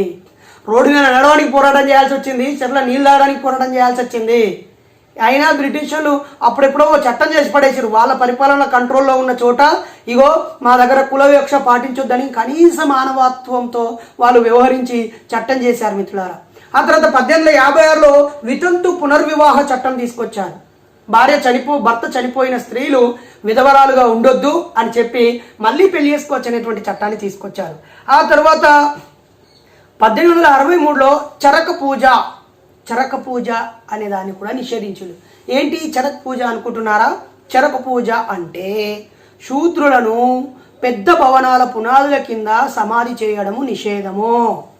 అలాగే బాల్య వివాహాల నిరోధక చట్టం కూడా తీసుకొచ్చారు. పెద్ద పెద్ద భవనాలు నిర్మించినప్పుడు శూద్రులని ఆ కింద పెట్టి నరబలి కోరుకుంటుంది. ఇప్పటికీ నమ్ముతూ ఉంటారు ఏదైనా బిల్డింగ్ కట్టేటప్పుడు మేకలను కోయాలని, కోళ్ళను గొర్రెలను కోయాలని. ఇతర దేశాలలో అవి చేసినప్పుడు మాత్రం విన్నారు. అంతే మిత్రులారా, అమరావతి మహానగరాన్ని నిర్మించాలని చెప్పి ఎక్కడి నుంచో నీళ్లు పట్టుకొచ్చి మట్టి పట్టుకొచ్చి మేకలను కోసి గొర్రెలను కోసి సర్వమత ప్రార్థనలు చేసి ప్రారంభించారు. మరి ఇప్పుడు అది ఎక్కడున్నది? ఆగిపోతూ ఉన్నది కదా. కాబట్టి పోతే అంతెందుకు ఈ సందర్భంగా ఒక మాట చెప్తాను. చాలా మంది పూజారులు ఇల్లు కట్టేటప్పుడు వచ్చి పూజ చేసి 1000 100 రూపాయలు తీసుకొని పోయి అన్ని ఏమో చెప్పిస్తా ఉంటారు. ముహూర్తం చూసి ఈ టైమే ముగ్గు పోసుకోవాలని చెప్తారు. మరి మధ్యలో ఎందుకు ఆగుతున్నాయి ఇండ్లన్నీ?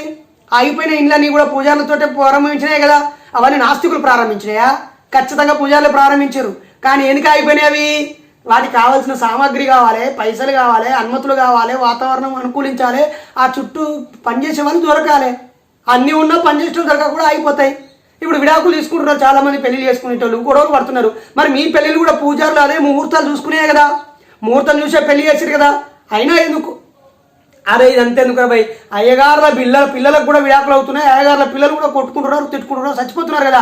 వాళ్ళు కూడా యాక్సిడెంట్లో పోతున్నారు కదా. మరి వాళ్ళకి అడుగు తీసి అడిగితే ఏ ముహూర్తంలో బయటికి రాలి, ఏ ముహూర్తం మంచి ముహూర్తం, ఏ ముహూర్తంలో వెళ్తే పని జరుగుతుంది, ఏ ముహూర్తంలో బిడ్డకి ఎవరితో పెళ్లి చేయాలి, వాళ్ళ జాతకం వీళ్ళ జాతకం మొత్తం తెలుసు కదా. మరి అయినా వాళ్ళు ఎందుకు చచ్చిపోతున్నారు? వాళ్ళు చెప్పేవాడిని నాటకాలు బూటకాలు, వాళ్ళ కడుపు తిప్పలకి ఏదో వాళ్ళు చెప్తున్నారు. ఏదో వాళ్ళు అడక తిని బతుకుతున్నారు. వీలైతే ఇంత బుచ్చ వేయండి సప్రవ్వుకొని, కానీ అదే పట్టుకొని మీ బతుకునేది నాశనం చేస్తారు. ఇలా ఇన్ని చట్టాలు వచ్చాయి మిత్రులారా. వీటన్నిటి గురించి ఎవడు మాట్లాడుకోవాలి? ఒక్కసారి ఆలోచించండి. ఇన్ని రకాల చట్టాలు వచ్చిన తర్వాత రెండో ప్రపంచ యుద్ధం వచ్చాక ఒప్పందాల ప్రకారంగా రెండో ప్రపంచ యుద్ధం తర్వాత మరో ప్రపంచ యుద్ధం జరగద్దని చెప్పేసి ఒక్కసారిగా ప్రపంచ దేశాలన్నీ ఊపిరి పీల్చుకొని స్వేచ్ఛా స్వాతంత్రాలను అనుభవించడం ప్రారంభించినాయి. అలా అనుభవించిన తర్వాతే భారతదేశానికి ఈ రాజ్యాంగం వచ్చింది. చట్టం ముందు అందరూ సమానమే అనే భావన కనుక ఇలా లేకపోతే మన బతుకులు ఆగమైపోయేది. 1857 సిపాయిల తిరుగుబాటు జరిగిన తర్వాత ఈస్ట్ ఇండియా కంపెనీ పరిపాలన అంతమైపోయి బ్రిటిష్ రాణి పరిపాలన మొదలైన తర్వాత లా కమిషన్ వేసింది. స్వయంగా బ్రిటిష్ రాణే భారతదేశం మొత్తాన్ని పరిపాలిస్తూ తన కంట్రోల్లోకి తీసుకున్నాక 1859లో ఇక్కడ పౌర సేవలను అందించడం కోసము లా కమిషన్ ఇచ్చినటువంటి దాన్ని అనుసరించి పౌర వివాదాల చట్టం, ఏదైనా డిస్ప్యూట్స్ వచ్చాయి అనుకోండి పీపుల్ మధ్యలో, దానికి ఒక చట్టం, ఈ చట్టం ఉండాలి అని పెట్టేసారు. అంతేకాకుండా భారతీయ పీనల్ కోడ్ని కూడా 1860లో పీనల్ కోడ్ని కూడా మనకు అందుబాటులోకి తీసుకురావడం జరిగింది. 61లో అంటే 1861లో మనకి క్రిమినల్ వివాదాలు, నేరపూరితమైన చట్టాలు వచ్చినప్పుడు భారతీయులని ఏ చట్టం ప్రకారంగా పరిశీలించాలి, ఎలా శిక్షలు విధించాలనే చట్టం తీసుకురావడం జరిగింది. ఇలా 3 చట్టాలు కూడా భారత స్వాతంత్రానికి ముందు, రాజ్యాంగం రాకముందు, ఇప్పుడు మన Indian penal code, Indian criminal code, ఇవన్నీ పౌర సివిల్ సర్వీస్ కోడ్ అని అనుకుంటున్నాం కదా. ఇవన్నీ 1857 సిపాయిల తిరుగుబాటు తర్వాత 59లో 60లో 61లో తీసుకొచ్చాయి. ఇవన్నీ కూడా భారత రాజ్యాంగం వచ్చిన తర్వాత వాటన్నిటిని పరిగణలోకి తీసుకొని నూతన రాజ్యాంగాన్ని మనం అందుకోవడం జరిగింది. సో ఇప్పుడు ఇక మనము నవంబర్ 26 ప్రత్యేకత గురించి చెప్పుకుందాం. ఇంతసేపు చెప్పుకున్నది కూడా ప్రత్యేకతే, చరిత్రలో భాగమే. అయితే 1949 నవంబర్ 26వ తేదీన భారత రాజ్యాంగ పరిషత్తు రాజేంద్ర ప్రసాద్ గారి అధ్యక్షతన ఉన్నటువంటిది బాబాసాహెబ్ గారు అందించడము, చర్చలు ముగిసి ఆమోద ముద్ర వేయటం జరిగింది. ఇది రాజ్యాంగం రోజుగా మనం ఓకే చేసుకున్నాం. అయితే ఇది 2 సంవత్సరాల 11 నెలల 18 రోజులు అన్నాం కదా. 1946 డిసెంబర్ 9వ తేదీన రాజ్యాంగ పరిషత్తు మొట్టమొదటి సమావేశం జరిగింది. మరి రాజ్యాంగ పరిషత్తులో ఎవరున్నారనుకుంటున్నారు? ఈ దేశ స్వాతంత్రం వచ్చాక ఈ వ్యవస్థని ఏం చేద్దాం, ఎలా చేద్దాం అనే ఒక వ్యవస్థ కోసము పెట్టుకున్న దాంట్లో వివిధ శాసన సభల ద్వారా అక్కడ ఉన్నటువంటి కాన్స్టిట్యూషన్స్ నుంచి శాసనసభల ప్రతినిధులుగా 292 మంది ఎన్నికై వచ్చారు. అంతేకాకుండా అప్పటికే 93 సంస్థానాలు ఉన్నాయి, అనేక సంస్థానాలు ఉన్నాయి. అందులో 93 మంది మాత్రం ఆయా సంస్థానాలు వాళ్ళ ప్రతినిధులుగా పంపించింది. అంతేకాకుండా 4 బ్రిటిష్ ప్రావిన్సులు ఉన్నాయి కదా, ఆ ప్రావిన్సుల తరఫున ఒక్కొక్కరిని ప్రతినిధులు పెట్టారు. అలా మొత్తము 389 మందితో మనకి మొట్టమొదటి రాజ్యాంగ పరిషత్, అంటే ఈ దేశ ఒక పార్లమెంటు, ఒక పాలనా వ్యవస్థ, పాలకులు ఆస్థానం పొంది అయిపోయింది. అయితే ఇందులో లార్డ్ మౌంట్ బాటన్ ఏం చేశాడు? జూన్లోనే మరి పక్క దేశము అయినటువంటి పాకిస్తాన్ని విడదీస్తూ, అప్పటికి తూర్పు పాకిస్తాన్ ఉంది, ప్లస్ అక్కడ ఉన్నటువంటి పాకిస్తాన్ ఉంది, బంగ్లాదేశ్కి ఇటీవల స్వాతంత్రం వచ్చింది. స్వాతంత్రం వచ్చాక మనం యుద్ధం చేసి సపోర్ట్ చేసి స్వాతంత్రం ఇచ్చాము. సో ఇప్పుడు నవంబరు 26, 1949న రాజ్యాంగాన్ని ఆమోదించుకున్నాం అనుకున్నాం. బ్రిటిష్ పరిపాలన గురించి చెప్పుకున్నాము, వాళ్ళు చేసిన చట్టాల గురించి చెప్పుకున్నాము. మొట్టమొదటి రాజ్యాంగ పరిషత్తు ఎప్పుడు సమావేశమైంది అంటే 1946, అంటే స్వాతంత్రం రాకముందే డిసెంబర్ 9వ తేదీన సమావేశమైంది మిత్రులారా. మరి ఒక రకంగా పార్లమెంట్ సమావేశాల్లాగా ఆ సమావేశాలు అయినప్పుడు వివిధ రాష్ట్రాల యొక్క శాసనసభల నుంచి 292 మంది ఎన్నికై వచ్చారు. అయితే ఎన్నికవడం అందరికీ ఓటక్కు లేదు. మరి అక్కడ ఎవరెవరికి ఓటక్కుండి ఎవరు ఓటేశారు, ఎవరు ప్రతినిధులు వచ్చారు అనే విషయం మళ్ళీ వేరే విషయము. అలా 292 మంది వచ్చారు. 93 మంది ఏమో 93 మెంబర్స్ ఏమో వివిధ సంస్థానాలు వాళ్ళ సంస్థానపు రాజు వాళ్ళ రాజ్యానికి ప్రతినిధిగా పంపించడం జరిగింది.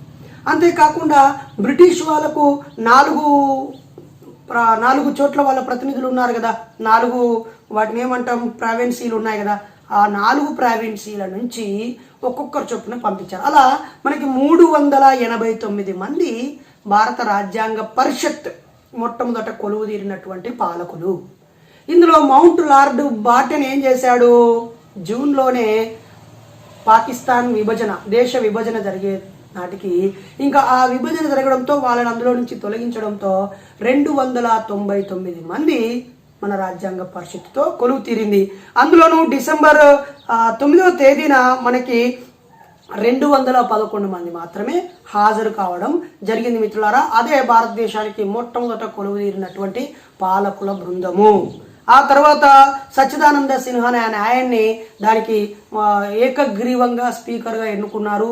ఆ తర్వాత మరి రాష్ట్రపతిగా బాబు రాజేంద్ర ప్రసాద్ గారిని, ప్రధానమంత్రిగా ముఖ్య పాలకుడిగా నెహ్రూ గారిని, ముసాయిదా కమిటీకి బాబాసాహెబ్ అంబేద్కర్ గారిని, అలా ఒక 8-9 కమిటీలు వేసుకోవడము, ప్రధానంగా ఏ ప్రాతిపదికన మనం మన భారతదేశానికి రాజ్యాంగం రాసుకుందామనే తీర్మానాలు చేయడం ఇది జరిగింది మిత్రులారా. పడినటువంటి ముసాయిదా కమిటీ 2 సంవత్సరాల 11 నెలల 12 రోజుల పాటు శ్రమించి రాసి పార్లమెంటుకి, అంటే అప్పుడున్న రాజ్యాంగ పరిషత్కి అందించడం జరిగింది. ఈ క్రమంలో మరి రాజ్యాంగ సభ 11 సార్లు సమావేశమైంది. అంతేకాకుండా 165 రోజుల పాటు సమావేశమైంది. ఇందులో ముఖ్యంగా 114 రోజులు రాజ్యాంగం రాత ప్రతిపైనే వెచ్చించింది. అంటే వీళ్ళందరూ కలిసి 299 మందితో ఏర్పడినటువంటి ఈ వ్యవస్థ అసలు సమావేశమైంది 165 రోజులు అయితే అందులో 114 రోజులు ముసాయిదా గురించే మాట్లాడుకోవాల్సి వచ్చింది. అంటే బాబాసాహెబ్ అంబేద్కర్ వాళ్ళందరికీ ఎన్ని సమాధానాలు చెప్పాల్సి వచ్చింది, ఎన్ని చదవాల్సి వచ్చింది, ఎన్ని రాయాల్సి వచ్చింది చూడండి. ఒకసారి 114 రోజులు రాజ్యాంగం మీదే డిస్కషన్ జరిగింది. అంటే మిగతా 299 మందిలో ఒక్క అంబేద్కర్ తప్ప 298 మంది రకరకాల పనులు చేశారని వాళ్ళని అభినందించుదాం, అందరూ సమిష్టిగానే చేశారని పొగుడుదాం. కానీ బాబాసాహెబ్ అంబేద్కర్కి ఇవ్వాల్సిన ప్రత్యేకత అంబేద్కర్కి ఇవ్వకపోవడం ఎంత దుర్మార్గం. నవంబర్ 26, 1949లో రాజ్యాంగం ఆమోదించిన రోజే గొప్పగా రాజ్యాంగ దినం జరపచ్చు కదా. అలా జరిపితే క్రెడిట్ అంతా బాబాసాహెబ్ అంబేద్కర్కి వస్తుంది. కాబట్టి అప్పుడున్న వాళ్ళు కాస్త ఆలోచించి ఇది బాబాసాహెబ్ క్రెడిట్ అకౌంట్లో పడొద్దని చెప్పి ఎప్పుడో 1930లో సంపూర్ణ స్వరాజ్యం కావాలి అని చెప్పేసి ఎవరైతే పోరాటం చేసిరో ఆ రోజు ప్రకటించిన రోజని ఆ క్రెడిట్ ఇదికు వర్తించాలని చెప్పి ఈ దీన్ని జరిపేశారు. మనం ఇప్పటివరకు చదివిన చదువులలో జనవరి 26 రాజ్యాంగం ఆమోదించిరేమో, ఆ రోజు నుంచే రాజ్యాంగం అమలుకి వచ్చిందేమో అనుకుంటాం. కానీ ఆమోదించిన రోజు నవంబర్ 26, కానీ అమలు చేస్తున్నది మాత్రం 1950 జనవరి 26 నుంచి. అంటే పాలకులు ఏ విధంగా వాళ్ళ వ్యక్తిగత నమ్మకాలు, వాళ్ళ సెంటిమెంట్లు, వాళ్ళ స్వార్థాలు, వాళ్ళ పేరు కీర్తి భవిష్యత్తులో చరిత్రలో కొన్ని కనుమరుగు చేసి కొన్ని హైలైట్ చేయాలని అనుకుంటారో వాటిని మాత్రమే హైలైట్ చేస్తూ ముందుకు వచ్చారు మిత్రులారా. అలా మనం 26 జనవరిని గత్యంతరం లేక జరుపుకోవాల్సి వస్తుంది. అయినా కొన్ని చోట్ల బాబాసాహెబ్ అంబేద్కర్ ఫోటో కూడా పెట్టడానికి ఇష్టపడట్లేరు. ఇంకొకడు మాట్లాడుతూ రాజ్యాంగాన్ని బాబాసాహెబ్ అంబేద్కర్ ఒక్కడే రాసిండా, ఇది అక్కడింత అక్కడంత నీ ఇల్లు నిర్మాణం చేయడం కోసము ఎక్కడెక్కడ నుంచో ఏమేమో కొనుక్కొచ్చుకుంటావు. ఎందుకు? ఆడ 10 షాపులు ఉంటే అందులో ఉత్తమైనది తెచ్చుకుంటావు. ఎందుకు? 10 షాపులు తిరిగితేనే ఏదో నువ్వు తెచ్చుకునేది. ఇవన్నీ ఉత్తగానే అన్ని దేశాలు చదువుడు అయిపోద్దా? నీ మొహానికి నువ్వు ఎన్ని పుస్తకాలు చదివినావు? నీ అకాడమిక్ పుస్తకాలు కాకుండా విమర్శించే వాళ్ళని అడుగుతున్నాను నేను మిత్రులారా. కాబట్టి మరి అలా జనవరి 26కి గతంలో ఎప్పుడో ఉన్న ప్రత్యేకతను మళ్ళీ తట్టి లేపడం కోసం ఇప్పుడున్న గొప్ప దినాన్ని పోస్ట్ పోన్ చేసి 1 నెల రోజులు 2 నెలలు వాటి జరిపి నవంబర్ 26, డిసెంబర్ 26, జనవరి 26 2 నెలలు అటేట్ జరిపి ఆ తర్వాత ఇచ్చుకోవడం జరిగిన విషయాలు మిత్రులు. మరి ఇప్పుడు ఏ విషయాలు ఎక్కడి నుండి గ్రహించారు, ఎందుకు గ్రహించారో మనం ఒక్కసారి పరిశీలించుదాం మిత్రులారా. ఎందుకు అని అంటున్నానంటే ఏక పౌరసత్వం అనే దాన్ని బ్రిటన్ నుంచి తీసుకున్నారు. బ్రిటన్ దేశము అప్పటికే ఒక డెమోక్రటిక్ దేశంగా ఉండటము, అప్పటికే యుద్ధాలు చేసి విజయాలు సాధించి పరిపాలన గొప్పగా ఉండడము, అక్కడికి వెళ్ళి చూసిన బాబాసాహెబ్ అంబేద్కర్ ఒకే పౌరసత్వం, వాళ్ళు ప్రధానమంత్రి కానీ ముఖ్యమంత్రి కానీ కోటీశ్వరుడు కానీ అడుక్కు తినేవాళ్ళే కానీ. ఇదే సందర్భంలో గాంధీ గారు, నెహ్రూ గారు, సర్దార్ వల్లభాయ్ పటేల్ గారు, బాల గంగాధర్ తిలక్ లాంటి వాళ్ళు రౌండ్ టేబుల్ సమావేశ సందర్భంగా కూర్చున్నప్పుడు మీ దేశానికి ఏ రకమైన ఓటు విధానం కావాలి అని అంటే ఒకరు లేసేమో బాగా డబ్బులు పన్నులు కట్టే వాళ్ళకి ఇద్దామండి ఓటు హక్కని, ఇంకొకరేమో ఆస్తిపాస్తులు ఉన్న వాళ్ళకే ఇవ్వాలని, ఇంకొకరేమో డిగ్రీలు పీజీలు చేసిన వాళ్ళకే ఇవ్వాలని, ఇంకొకరేమో సంపన్న కులాల్లో ఉన్న వాళ్ళకే ఇవ్వాలండి. ఈ సాకలి మంగళ వాళ్ళు వెళ్ళి గడ్డాలు గీకుతారా, అక్కడికి పోయి బట్టలు ఉతుకుతారా, వీళ్ళకి ఎందుకండి చెప్పులు కుడతారా, వీళ్ళకి ఎందుకు అని బాల గంగాధర్ తిలక్ గారు అంటారు. మరి ఇదంతా తప్పు. మనుషులందరూ సమానము, ఒక మనిషికి ఒకే ఓటు ఉండాలి, అది బ్రిటన్లో ఆచరణలో ఉంది అని చెప్పి ఆ రోజు కాన్స్టిట్యూట్ అసెంబ్లీలో అందరితో ఒప్పించి మెప్పించి రాజ్యాంగంలో దీన్ని పొందుపరిచి ఒకరికి ఒకటే ఓటు.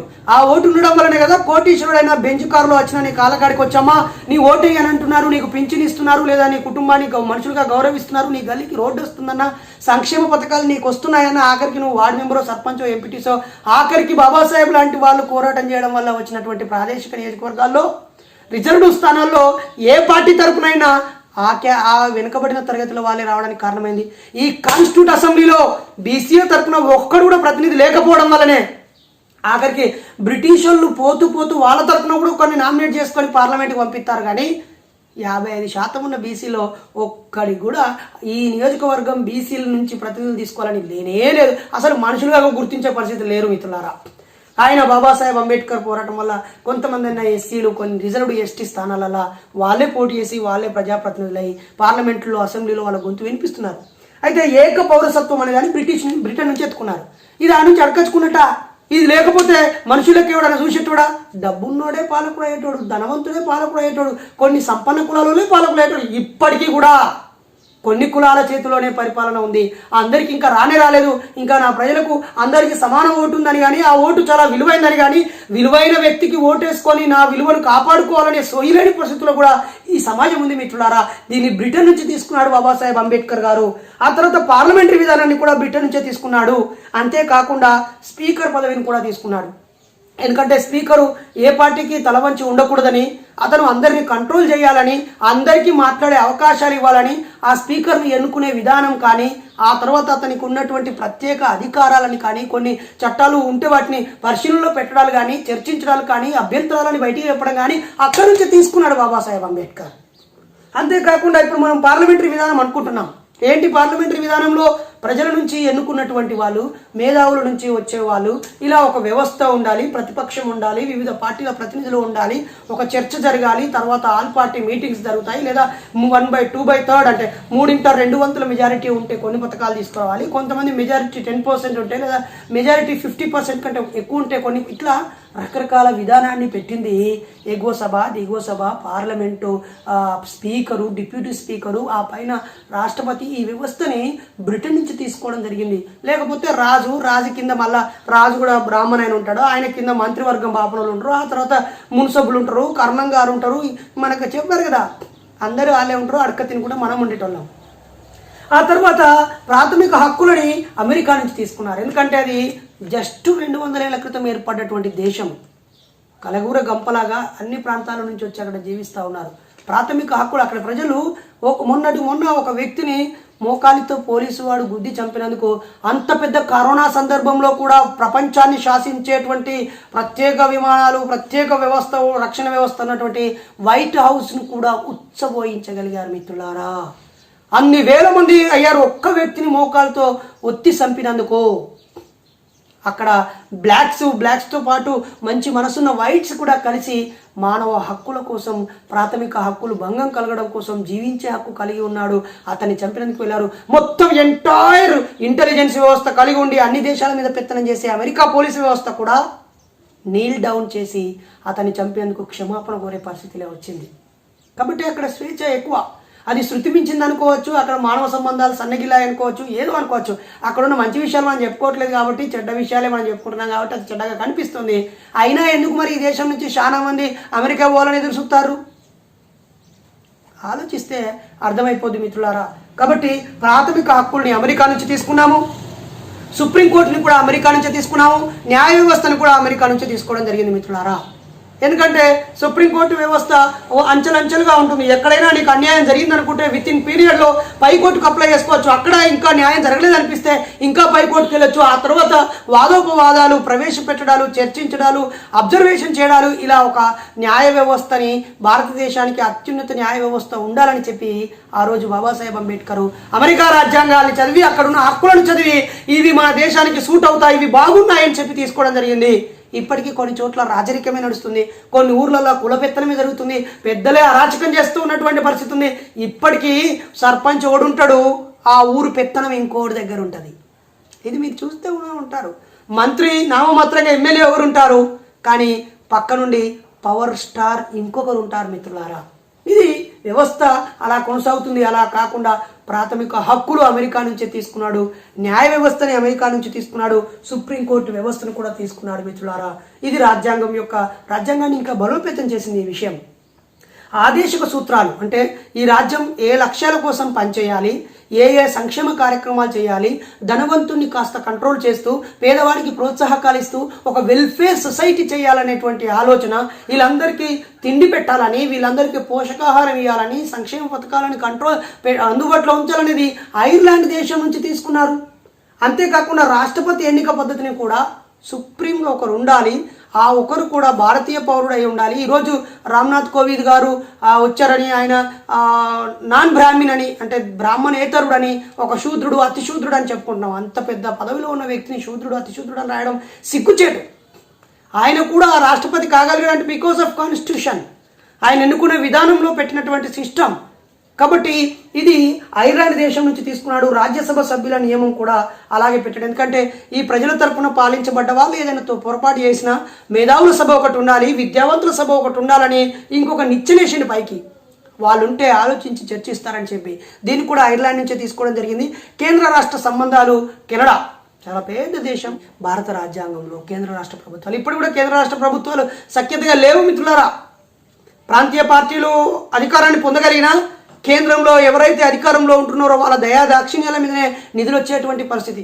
ఇక్కడ నుంచి పన్నులని కుప్పలుగా లాక్కెళ్ళి మళ్ళీ ఇవ్వట్లేదు. రెండు రాష్ట్రాల మధ్య ఉన్న నీటి వివాదాలను నానుస్తూ ఉన్నారు, ఆ వైషమ్యాలను పెంచి పోషిస్తూ ఉన్నారు. ఒక్కోసారి ఇక్కడ అక్కడ ఒకే పార్టీ ఉండాలని చెప్పి గొర్రెదాటిగా గుద్దాల్సినటువంటి పరిస్థితి కొన్ని చోట్ల వస్తుంది. దీనిని మరి ఆ రోజు కెనడా దేశం నుంచి తీసుకొని కేంద్ర ప్రభుత్వ జాబితాలో ఏ అంశాలు ఉండాలి, రాష్ట్ర ప్రభుత్వం ఏ అంశాలు ఉండాలి, రెండు కలిపి ఏ అంశాలు ఉమ్మడి జాబితాలో ఉండాలనేటువంటి విషయాల్ని కూడా అక్కడి నుంచి తీసుకోవడం జరిగింది. అంతేకాకుండా అత్యవసర పరిస్థితిని అలాగే జర్మనీ నుంచి తీసుకున్నారు మిత్రులారా. ఎందుకంటే ఒకనొక దశలో అరాచకత్వం పోయినప్పుడు దీన్ని కంట్రోల్ చేసుకోవడం కోసం ఎమర్జెన్సీని విధించి దాన్ని అంతటిని సెట్ బ్యాక్ చేయడం కోసం ఒక పవర్ఫుల్ వెపన్ని భారత రాజ్యాంగంలో పొందుపరిచారు జర్మనీ నుంచి మిత్రులారా. మరిన్ని విషయాలు మనము ఇక్కడెక్కడి నుంచి తీసుకున్నాము, ఇంకా ఎక్కడెక్కడి నుంచో తీసుకున్నామంటారు, కానీ ఇవన్నీ ముఖ్యంగా ఇదే దేశంలో ఉన్నాయని భారత రాజ్యాంగానికి ఒక గుండెకాయలాగా బౌద్ధాన్ని తీసుకున్నాడు. అశోక చక్రాన్ని తీసుకున్నాడు. ఇప్పటికీ సిల్వాలు ఉండొచ్చు, ఓం ఉండొచ్చు, శూలం ఉండొచ్చు, ఏమో ఏమో ఏమో ఏమో ఏమో ఏమో ఉండొచ్చు, కానీ వాటన్నిటికీ అక్కడ అశోకుడి పాలనకు సింబల్గా ధర్మసింహాలని, 4 సింహాలని రాజముద్రగా ఇచ్చేశాడు. సత్యమేవ జయతే, సత్యమే జయిస్తుంది, సత్యమే జయించాలనేటువంటి దాన్ని ఆ సారనాథ్లో ఉన్నటువంటి ఆ స్తూపాన్ని రాజసింహంగా తీసుకున్నాడు. అశోకుడు 24 ఆకులతో ఉన్నటువంటి ఆ ధర్మచక్రాన్నే మనం ఈరోజు 3 వర్ణాల జెండాలో సెంటర్లో పెట్టుకొని సెల్యూట్ చేస్తూ ఉన్నాం మిత్రులారా. ఆ రోజు బుద్ధుడు చెప్పినటువంటి జ్ఞాన బోధనలని, బుద్ధుడు ఇచ్చినటువంటి సంఘం శరణం, దమ్మం శరణం అనేటువంటి విషయాన్నే ప్రధానంగా ప్రతిబింబించేలాగా భారత రాజ్యాంగంలో పొందుపరచడం జరిగింది మిత్రులారా. కాబట్టి మూల సిద్ధాంతాలు ఎక్కడి నుంచో తీసుకున్నారనే బదులు ఈ చర్చించే క్రమంలో ఆధారంగా చూపించాల్సి వచ్చినప్పుడు తోటి సభ్యులని అర్థం చేయించడం కోసం ఈ దేశంలో ఈ పద్ధతి ఆల్రెడీ కొనసాగుతూ విజయవంతమైందని వాటిని సింబాలిక్గా చూపించాడు. వాటన్నిటికంటే ముందు ఇదే దేశంలో బౌద్ధ కాలంలోనే అలా జరిగింది మిత్రులారా. లోకాయుత చార్వాకుల కాలంలోనే హేతుబద్ధంగా ఆలోచించడము, మానవత్వాన్ని ప్రచారం చేయడము, అజ్ఞానాన్ని తొలగించడము, విజ్ఞానాన్ని ప్రచారం చేయడము అత్యంత పెద్ద తిరుగుబాటు బుద్ధుడే చేశాడు కదా. అప్పటికి ఉన్న మనువాదం మీద, బ్రాహ్మణిజం మీద, అప్పటికి ఉన్న అసమానతల మీద. కాబట్టి అసమానతల్ని కూల్చివేసి, మనువాదాన్ని కూల్చివేసి మానవవాదాన్ని నిర్మించిన రోజు నవంబర్ 26. అప్పటి వరకు మన తలరాతని దేవుడు రాశాడని మత గ్రంథాల్లో రాసుకొని మనల్ని వాళ్ళ పాదాలు మొక్కించుకునే వ్యవస్థ నుంచి తలెత్తుకునేలా చేసి భారత ప్రజలమైన మేము ఇచ్చుకుంటున్నాము. ఇప్పటి నుంచి మేము ఫ్రీ బర్డ్స్, మేము ఈ చట్టానికి లోబడి జీవిస్తాము, అందరం సమానం అనేటువంటి ఒక గొప్ప మానవ హక్కుల్ని ప్రకటించుకున్న రోజు నవంబర్ 26, 1949. అది ఏదేమైనా మళ్ళీ 26 జనవరి దాన్ని గణతంత్ర దినంగా ప్రకటించుకున్నాం కాబట్టి ఆ రోజు కూడా ఘనంగా జరుపుకుందాం. కనీసం 26 జనవరి రోజైనా మనిషి అనేవాడు, వాడికి చరిత్ర తెలిసి ఉంటే, బాబాసాహెబ్ త్యాగాన్ని లేదా భవిష్యత్తును ఊహించిన మేధస్సుకి గౌరవం ఇవ్వాలనే కామన్ సెన్స్ ఉంటే 26 జనవరి రోజు ఎవరి విగ్రహాలను పెట్టుకోండి, కానీ బాబాసాహెబ్ది కనీసం ఒక ఫోటో అయినా పెట్టడం మర్చిపోవద్దని. అలాగే పూలే, అంబేద్కరిస్టులు, బహుజనులు అందరూ కూడా బాబాసాహెబ్ ఇచ్చిన ఈ రాజ్యాంగం వల్ల ఓటు వేసే వారందరూ కూడా ఒక్కసారి బాబాసాహెబ్కు సెల్యూట్ చేద్దాం. ఆయన ఇచ్చిన ఆ ఓటు మీద మనం హక్కును సాధించిన ఆ గౌరవాన్ని కాపాడుకునేలా ఉన్నతంగా ఓటును వినియోగించుకుందామని ఈ సందర్భంగా తెలియజేస్తూ, మరి ముసాయిదా కమిటీ బాబాసాహెబ్ అంబేద్కర్ కృషి గురించి ఒక మాట చెప్పుకుందాం. ఏమైపోయే వాళ్ళమో అంబేద్కర్ లేకుంటే. నిజంగా నిజంగా నిజంగా ఈరోజు ఇంత వైవిధ్యం. ఇది భారతదేశానికి రాజ్యాంగం రాయడం చాలా సంక్లిష్టమైన పరిస్థితి. అప్పుడున్నటువంటి కాన్స్టిట్యూట్ అసెంబ్లీలో సభ్యులు అటు ఇంగ్లాండ్కి వెళ్ళి, ఇటు శ్రీలంకకు వెళ్ళి, ఇంకో దేశం పోయి మా దేశానికి రాజ్యాంగం రాయ్యా అని దండం పెడితే, మీ దేశంలోనే పుట్టిన ఒక గొప్ప మేధా ఉన్నాడు, ప్రపంచంలో అందరికంటే ఎక్కువ పుస్తకాలు చదివిన మహానుభావుడు ఉన్నాడు, రోజుల తరబడి పుస్తకాలు చదివి లైబ్రరీలో ఉన్న అన్ని పుస్తకాలు చదివినోడు ఉన్నాడు, అనేక పిహెచ్డీ చేసిన మేధావిని మీ దేశంలో పెట్టుకొని గొప్ప ఇంగ్లీష్ పరిజ్ఞానం కలిగిన వ్యక్తి. ఆయన రాసిన పదాలకు, బాబాసాహెబ్ రాసిన పదాల్లో కొన్ని పదాల యొక్క అర్థాలు 4-5 డిక్షనరీలు ఎత్తుకుతూ దొరకనటువంటి పరిస్థితుల్లో ఉంటాయి. అంత వ్యక్తిని పెట్టుకొని మీరు నా దగ్గరకు వచ్చి అడుగుతున్నారని చెప్పి అక్కడ శ్రీలంక నుంచి మున్షి గారు, అక్కడ అమెరికా నుంచి ఇంకొకరు వెళ్ళిపోయినా మీ దేశంలో ఉండడానికి నిలబడితే, అప్పుడు అటు ఇటు తిరిగి ఊరిని అమ్మ నిజంగానే కదా సంకల పిల్లిని పెట్టుకొని ఊరంతా తిరిగిన, సంకల పిల్లని పెట్టుకొని ఊరంతా తిరిగినట్టు మా పోరడు కనిపించలేడు, మా బిడ్డ కనిపించలేదు అన్నట్టుగా మళ్ళీ బాబాసాహెబ్ అంబేద్కర్ని తీసుకోవాల్సి వచ్చింది. కానీ ఆయన కూడా కాన్స్టిట్యూట్ అసెంబ్లీలోకి స్వాగతంతో పూలదలు కూడా విలువలేదు.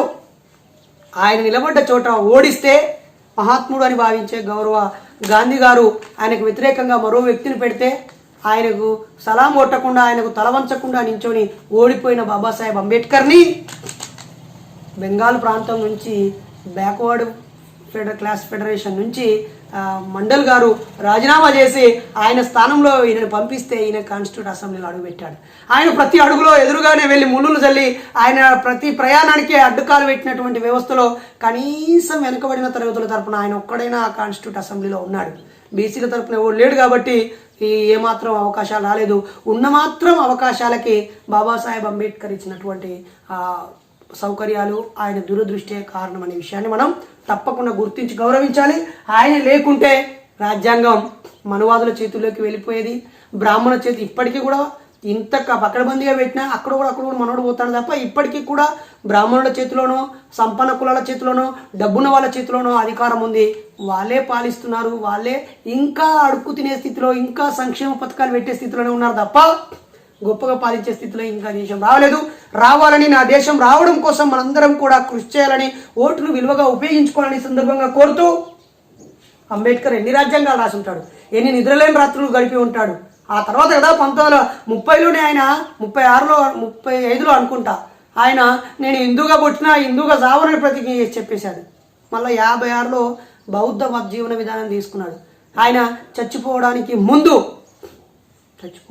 ముందు విలువైన 3 సంవత్సరాల పాటు రాజ్యాంగం కోసమే కేటాయించాడు. అదే సమయాన్ని ఆయన ఆస్తిపాస్తుల కోసం కేటాయించుకొని ఉంటే టాటా బిర్లా లాగా, నెహ్రూ కుటుంబం లాగా ఆయన ఎంతో సంపన్నుడయ్యేవాడు. అంతేకాకుండా కోట్లు సంపాదించడమే కాకుండా ఆయన స్థాపించిన పార్టీని, రాజకీయ పార్టీని బలోపేతం చేసుకొని ప్రత్యామ్నాయ పార్టీని ఇచ్చేవాడు. కానీ రాజ్యాంగం రాయడం తన బాధ్యతగా తీసుకున్నాడు కాబట్టి తన తోటి సభ్యులందరూ సహకరించకపోయినా, ఇద్దరు విదేశాలకు వెళ్ళిపోయినా, ఇద్దరు ఢిల్లీ ముఖాన్నే రాక సరి అని దక్షిణ భారతదేశంలో ఉన్న ఒకరు రాజకీయ వ్యవహారాల్లో ఉన్న ఒకరు చచ్చిపోయినా ఒక్కడే అరాకొరా సౌకర్యాలతో ఇతరుల సహాయం తీసుకొని ఆయన ముందుకు వెళ్ళి రాజ్యాంగాన్ని అందించాడు. మరి మనం ఆయన త్యాగాన్ని గుర్తించాల్సిన అవసరం ఉందా లేదా మిత్రులారా? ఒక్కసారి కామన్ సెన్స్తో ఆలోచించండి. అలాగే ముసాయిదా కమిటీలో ఎవరెవరు ఉన్నారో ఇప్పుడు నేను మీకు చదివి వినిపిస్తాను. మరి రాజ్యాంగ రచన కోసము చిత్తుప్రతిని తయారు చేసి రాజ్యాంగ పరిషత్కు అందించడం కోసం ఏర్పడినటువంటి అత్యంత ముఖ్యమైన కమిటీ ముసాయిదా కమిటీ. ముసాయిదా కమిటీ అంటే రాజ్యాంగాన్ని రచన చేసేటువంటి ఒక కమిటీ అని అర్థం. మరి దీంట్లో ఉన్నటువంటి సభ్యులు ఎవరెవరు, వాళ్ళ పాత్ర ఏంటో కూడా ఒకసారి మనము చూద్దాం మిత్రులారా. ఒకటి, ఆ కమిటీకి అధ్యక్షులుగా బాబాసాహెబ్ అంబేద్కర్. రెండోది అల్లాడి కృష్ణస్వామి అయ్యర్. ఆ తర్వాత మూడోది డాక్టర్ కెఎం మున్షి గారు. నాలుగోది ఎన్ గోపాలస్వామి అయ్యార్ గారు. ఐదోది సయ్యద్ మహమూద్ సాదుల్లా అనే ఆయన. ఆరోది బిఎల్ మిత్తర్. మరి ఈ ఆరుగురితో ఇది ఏర్పడిన తర్వాత డాక్టర్ డిపి ఖైతాన్ కూడా 7వ వ్యక్తి ఉన్నారు. మరి డిపి ఖైతాన్ ఎందుకు వచ్చాడో ఒకసారి చూద్దాము. అనారోగ్య కారణాల వల్ల బిఎల్ మిత్తర్ ఆ స్థానంలో ఎన్ మాధవరావును, డిపి ఖైతాన్ మరణం వల్ల ఆయన స్థానంలో టిటి కృష్ణమాచారిని నియమించారు. ముసాయిదా కమిటీ సెక్రటరీగా ఎస్ఎన్ ముఖర్జీని, అండర్ సెక్రటరీగా కేవి పద్మనాభల్లాను వ్యవహరించారు. మరి ఎన్ మాధవరావు ఒరిస్సా, సయ్యద్ మహమూద్ సాదుల్లా రాజ్యాంగ రచనలో ఏ విధమైన పాత్ర కూడా వహించలేదు. కానీ వారిద్దరూ సమావేశాలకు క్రమం తప్పకుండా హాజరు కావటం వల్ల సాధారణంగా వారిని కోరం పిస్టిస్ట్ పర్సన్స్గా, అంటే ఉండాలి కదా, ఉన్న టీంలో కోరం ఉండాలి కాబట్టి వాళ్ళు నన్ను చెప్పొచ్చు. ఇది జరిగింది మిత్రులారా. గొప్ప భారత రాజ్యాంగాన్ని ఆ రోజుల్లో 2 సంవత్సరాల 11 నెలల 18 రోజులు రచించడానికి అయిన ఖర్చు 68,96,729 రూపాయలు. ఇప్పుడు భారత రాజ్యాంగంలో బ్రిటిష్ వాళ్ళు ఏ చట్టాలు తెచ్చారు మనం వివరించుకున్నాం ముందే. అలాగే మనుధర్మం ఉంటే ఏం జరిగేదో మాట్లాడుకున్నాము. ఎందుకంటే ఆ మనిషికి ఆస్తి హక్కు లేదు, చదువుకునే హక్కు లేదు, బానిస వ్యవస్థ ఉండేది, బాల్య వివాహాలు ఉండేది, మొదటి 3 రాత్రులు అనుభవించే హక్కు ఉండేది, ఎవరికి కేటాయించిన కుల వృత్తులు వాళ్ళే చేయాలనేటువంటి దుర్మార్గం ఉండేది. అలా మనము మనుధర్మం ఉంటే ఎంత నీచంగా బతికే వాళ్ళమో అర్థమైంది. మనుధర్మాన్ని అందుకే బాబాసాహెబ్ అంబేద్కర్ కాలబెట్టాడు డిసెంబర్ 25వ తేదీన. దాని గురించి మనం తర్వాత. అలాగే మొదటి రాజ్యాంగ సవరణ ఎలా జరిగింది, రాజ్యాంగాన్ని తగులబెట్టడం ఎందుకు జరిగింది, ఇప్పుడు రాజ్యాంగానికి ఉన్న ముప్పై ఏంటి, రాజ్యాంగ ప్రవేశిక ప్రత్యేకత ఏంటి, భారత మూలం ఎలా పెట్టాడు, వీటి గురించి మనం ఒక్కసారి 2 నిమిషాలు గబగబా చెప్పేసుకుందాం. మొదటి రాజ్యాంగ సవరణ గురించి చెప్పుకుందాము. ఏంటంటే 1950 జనవరి 26న రాజ్యాంగం ఆమోదించబడ్డాక తమిళనాడులో ఒక ఆయనకి పూజారి కొడుక్కి ఒక సీటు రాలేదు. సీటు రాకపోయేసరికి, అయ్యా చట్టం ప్రకారంగా అందరూ సమానమే కదా, మరి నాకంటే తక్కువ మార్కులు వచ్చినటువంటి ఒక బీసీ వాడికి మరి ఆయనకు ఆ సీట్ వచ్చింది, నాకు సీట్ రాలేదు, రాజ్యాంగం అత్యున్నతమైంది కదా, ఈ రాజ్యాంగాన్ని బట్టి నేను అవకాశాన్ని కోల్పోయాను అని ఆయన కోర్టుకు వెళ్ళింది. కోర్టుకు వెళ్ళగానే కోర్టు పరిశీలించి నిజమే భారత రాజ్యాంగమే అత్యున్నతమైంది, దాని ప్రకారంగా ఆర్టికల్ 15 ప్రకారంగా చట్టం ముందు అందరూ సమానమే కాబట్టి ఇది చెల్లదు అని తిరిగి ఆ సీటు మళ్ళీ ఆ బాపనాయనకి ఇవ్వటం జరిగింది. ఈ విషయం గమనించినటువంటి పెరియార్ రామస్వామి మళ్ళీ దాన్ని అధ్యయనం చేసి, ఓహో చట్టం ముందు సమానమే అనేది గొప్ప శాసనము, గొప్ప రాజ్యాంగము, ఓకే, కానీ మరి పేదవాడు పైకి రావాలనేది కూడా రాజ్యాంగంలో ఉంది కదా, పేదవాడు పైకి రావాలంటే మేము ఎప్పుడో 1920లో 17లో 25లోనే జస్టిస్ పార్టీ ఉన్న కాలంలోనే బ్రిటిష్ వాళ్ళతో కొట్లాడి ఈ స్థానిక పరిపాలనలో ప్రత్యేకమైనటువంటి విద్యా ఉద్యోగ అవకాశాల్లో రిజర్వేషన్స్ సాధించాము. అక్కడ సాహు మహారాజు అమలు చేశాడు, ఇక్కడ మనము అక్కడ కేరళలో కూడా చేశారు. ఇలాంటి పరిస్థితుల్లో అంతకుముందున్న సంస్థానాలలో మా పాలన మేము చేస్తున్నప్పుడే పేదవాళ్ళకి కొన్ని రిజర్వేషన్స్ పెట్టుకున్నాము. ఆ రిజర్వేషన్స్ పేదవాళ్ళ అభివృద్ధి చెందడానికి పెట్టుకున్నాము. ఇప్పుడు ఈ రాజ్యాంగం వచ్చేసి దాన్ని అమలు చేయడం అంటే తప్పు, రాజ్యాంగంలో లోపం ఉంది, చట్టం ముందు సమానమే అంటున్నారు, మళ్ళీ పేదవాడు పైకి రావడానికి సంక్షేమ రాజ్యం అంటున్నారు. మరి రిజర్వేషన్స్ లేకుండా పేదవాళ్ళకి పైకి వచ్చే అవకాశం లేకుండా సమానత్వం ఎలా సాధ్యమవుతుంది? అందుకే ఆర్టికల్ 15 అనే ప్రతిని మీరు చించేయండి, ఆ ప్రతిని కాలబెట్టండి. రాజ్యాంగం నశించాలి. ఈ స్వాతంత్రమే తెల్లదొరలు వెళ్ళిపోతూ బంగారు సంఖ్యలు ఇచ్చారు, వెండి సంఖ్యలు తీసేసి బంగారు సంఖ్యలు ఇచ్చారు. కాబట్టి అక్కడి నుంచి పోయి ఇక్కడ బాపనుల చేతిలో బనియాల చేతిలో ఈ దేశం పడిపోతుంది. కాబట్టి మూలవాసులకు ద్రవిడులకి సమానత్వంతో అందరికీ రాజ్యాధికారం రావాలి. కాబట్టి ఆ రాజ్యాంగం నశించాలి, ఆ ప్రతి నశించాలి, ఆ కాగితం కాల్చేయండి, మార్చండి రాజ్యాంగాన్ని అని చెప్పి జైలు బరో పిలుపునిస్తే వందల వేల మంది అరెస్ట్ అయిపోయి కొంతమంది చచ్చిపోయిన తర్వాత అప్పుడు మొట్టమొదటి రాజ్యాంగ సవరణ చేయాల్సి వచ్చింది. నెహ్రూ అధ్యక్షతన కేంద్ర న్యాయశాఖ మంత్రిగా ఉన్నటువంటి బాబాసాహెబ్ అంబేద్కర్ ఏంటి అని చర్చించి రివ్యూకు కూర్చొని ఎస్ నిజమే వాళ్ళు పోరాటం కూడా రాజ్యాంగబద్ధమైందే, వాళ్ళు రాజ్యాంగాన్ని కాపాడాలని పోరాడుతున్నారు. కానీ మనం ఇచ్చిన ఈ చట్టాన్ని ఉపయోగించుకొని వాళ్ళు అంతకు ముందున్న పేదవాళ్లకు ప్రోత్సాహకాలు అక్కడ ఉన్నటువంటి అవకాశాలని కలరాస్తున్నారు కాబట్టి అని చెప్పి ఆర్టికల్ 15కి సబ్ క్లాస్ 4ని యాడ్ చేశారు. మొట్టమొదటి రాజ్యాంగ సవరణ ద్వారా మనకు విద్యా రంగంలోనూ ఉద్యోగ రంగంలోనూ అవకాశాలు వచ్చాయంటే అది బీసీలకైనా ఎస్సీలకైనా చట్టబద్ధం అయ్యింది అంటే మొట్టమొదటి రాజ్యాంగ సవరణే కారణము. అలాంటి రాజ్యాంగ సవరణే జరగకుంటే 50% మించకుండా ఆయా ప్రాంతీయంగా మీకు మీరే రాష్ట్రాలే చట్టాలు చేసుకొని రిజర్వేషన్స్ అమలు పరచుకోండి అని పెట్టకపోతే మన బతుకులు ఆగమైపోయేటి మిత్రులారా. ఈరోజు ఎవరైనా రిజర్వేషన్ కారణంగా ఉద్యోగం పొందారంటే అది పెరియార్ రామస్వామి గారికి మొట్టమొదటి రాజ్యాంగ సవరణ ద్వారా కల్పించిన హక్కుగా ఒక్కసారి పెరియార్కి జై ఇన్సాన్ చెప్పాలి. ఆయన నల్ల చొక్కా వేసుకొని దేవుడు లేడని, కులమతాలు ఉండొద్దని, మూఢనమ్మకాలు ఉండొద్దని, కుల నిర్మూలన జరగాలని, అస్పృశ్యత పోవాలని గాంధీ కంటే ముందే పోరాటం చేసిన ఒక గొప్ప సంఘ సంస్కర్త. ఆ రోజు బుద్ధుడి తర్వాత పూలే తర్వాత ఆ స్థాయిలో పోరాటం చేసినటువంటి అతి గొప్ప వ్యక్తి పెరియార్ రామస్వామి గారు. మొట్టమొదటి రాజ్యాంగ సవరణకు ఆయనే మూల కారణం. కానీ ఏదో రాజ్యాంగాన్ని కాలబెట్టిన వ్యక్తిగానో అంబేద్కర్ను వ్యతిరేకించిన వ్యక్తిగానో చిత్రీకరిస్తున్నారు. బాబాసాహెబ్ అంబేద్కర్ మరియు పెరియార్ రామస్వామి గారు ఇద్దరు మంచి స్నేహితులు. బాబాసాహెబ్ మాటలని పుస్తకాల రూపంలో తీసుకొచ్చింది పెరియార్ రామస్వామి. ఆయన ప్రసంగించే ముందే నువ్వు ప్రసంగించేది మాకు రాతపతి పంపించాలని అంటే ఆయన పంపించిన ఆయన ఉపన్యాసానికి పిలవకపోతే ఆ ప్రతినిధి లక్షలాదిగా ముద్రించి అటు ఇంగ్లీష్లోను, ఇటు తమిళంలోను, ఇటు తెలుగులోను పరిచయం చేసిన మహానుభావుడు. కుల నిర్మూలన గ్రంథాన్ని అటు తెలుగులోను, ఇటు ఇంగ్లీష్లోను, అటు తమిళంలోను విస్తృతంగా ప్రచారం చేసి దక్షిణ భారతదేశానికి బాబాసాహెబ్ అంబేద్కర్ని అందించిన వీరుడు, వైకోం వీరుడు, మూఢనమ్మకాల పైన యుద్ధం చేసిన మహానుభావుడు. దేవతలన్నా బ్రాహ్మణులన్నా మండిపడుతూ అజ్ఞానాన్ని ఛేదిస్తూ ఆగ్నేయాసియా దేశాల సోక్రటీసు పెరియార్ రామస్వామి. అలా పెరియార్ రామస్వామి కారణంగా మొట్టమొదటి రాజ్యాంగ సవరణ జరిగింది. మరి ఆ రాజ్యాంగ సవరణలో ఏమేమి ఇచ్చారో మీరు ఇక్కడ చూడవచ్చు మిత్రులారా. అంతేకాకుండా ఇప్పుడున్నటువంటి రాజ్యాంగానికి ముప్పు అనేకమైనటువంటి సవరణలు చేస్తూ ఉన్నారు, మూలమైన విషయాలని తొలగించే ప్రయత్నం చేస్తూ ఉన్నారు. అందుకే రాజ్యాంగం కాపాడబడాలంటే ఏ పార్టీకైనా, అది కాంగ్రెసే కానీ, బీజేపీ కానీ, రేపు కమ్యూనిస్ట్ పార్టీ కానీ, బీఎస్పీ పార్టీ కానీ, ఏక చిత్రాధిపత్యం ఎప్పుడూ ఇవ్వకూడదు. అనేక పార్టీలు ఉండాలి, అనేక రాజకీయాలు ఉండాలి, కొద్దిపాటి మెజారిటీ ఇవ్వాలి. ప్రతిపక్షం బలంగా ఉంటేనే రాజ్యాంగానికి రక్షణ. ప్రతిపక్షంలో కూడా ఒకే కులం వాళ్ళు, ఒకే భావజాల మనస్తత్వం కలిగిన వాళ్ళు ఉంటే ప్రమాదం జరుగుతుంది. ఇప్పటికే అనేక మార్పు చేర్పులు చేసి ఇబ్బందులు పెట్టారు. మరి అలాంటి ఇబ్బందుల్లో ఉన్న రాజ్యాంగాన్ని మనందరం చదవడం ద్వారా, అధ్యయనం చేయడం ద్వారా, పాటించడం ద్వారా, రాజ్యాంగానికి ముప్పు జరిగినప్పుడు సంఘటితమై పోరాటం చేయడం ద్వారా మాత్రమే రాజ్యాంగాన్ని కాపాడుకోగలుగుతాము. మరి రాజ్యాంగం వర్ధిల్లాలి, భారతదేశం వర్ధిల్లాలి. ఈ దేశంలో వందల వేల సంవత్సరాలుగా వచ్చే అసమానత అంతరించిపోవాలి, కుల వ్యవస్థ నాశనం అయిపోవాలి, మత వ్యవస్థ అంతరించిపోవాలి, మనుధర్మం మంటగలిసిపోవాలి. అది ఏ మతానికైనా, ఏ కులాన్నైనా మనుషులని వేరు చేసేది, ఎక్కువ తక్కువ చేసే ప్రతి వ్యవస్థ సర్వనాశనం అయిపోయి సోదర భావంతో కూడిన శాస్త్రీయ సమసమాజం కావాలని భారత నాస్తిక సమాజం నుంచి నేను కోరుతా ఉన్నాను.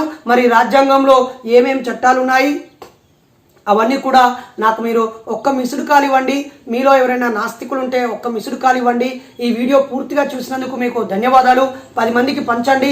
ఇది బ్రీఫ్గా భారత రాజ్యాంగానికి సంబంధించినటువంటి పూర్తి చరిత్ర, దీనికి సంబంధించినటువంటి పూర్తి సమాచారాన్ని మీరు వెంటనే పక్కనే చూసి ఉంటారు. మరి ఈ రాజ్యాంగం ఉండడం వల్లే ఈ మాత్రం మాట్లాడగలిగాము, బతకగలుగుతున్నామని ఈ సందర్భంగా తెలియజేస్తూ మరొక్కసారి నవంబర్ 26, 1949 రాజ్యాంగం ఆమోదించిన రోజు శుభాకాంక్షలు. మరి ఇప్పుడు 2020 నవంబర్ 26వ తేదీన ఉన్నాము. 71 ఏళ్ల క్రితం వచ్చిన ఈ రాజ్యాంగం వల్లే ఈ మాత్రం అభివృద్ధి, ఈ మాత్రం హక్కులు, ఈ మాత్రం బతుకుతున్నాం. ఇంకా ఉన్నతమైన హక్కులు, అత్యున్నతమైన అవకాశాలు, ఇంకా అభివృద్ధి జరగాలని ఈ సందర్భంగా కోరుతూ ప్రజలారా మేల్కోండి, మేల్కొల్పండి, ఏకం చేయండి. అజ్ఞానాన్ని, అసమానతల్ని అంతం చేయడం కోసం పిడికిలి బిగించాలని ఈ సందర్భంగా కోరుతూ ఆ కార్యకర్త. మీలో దేవుళ్ళని నమ్మని వారు, కులమతాలు పోవాలనుకునే వాళ్ళు నాకు ఒక్క మిస్డ్ కాల్ ఇచ్చి మీ మద్దతు తెలియజేయాలని కోరుతున్నాను. ఇది భారత రాజ్యాంగం గురించి కొద్ది విషయం మాత్రమే. మీరు ఇంకా భారత రాజ్యాంగాన్ని కొని ఇంట్లో పెట్టుకోవాలని, అనేక విషయాలు చదివి తెలుసుకోవాలని, ముఖ్యంగా ఈ వీడియోని భారత రాజ్యాంగం గురించి ప్రాథమిక అవగాహన కోసం మాత్రమే చెప్పడం జరిగింది. ఏదో పోటీ పరీక్షలకో, చర్చించడానికో, విమర్శించడానికో, కొత్త ఆలోచనలు రేకొత్తించడానికో కాదు.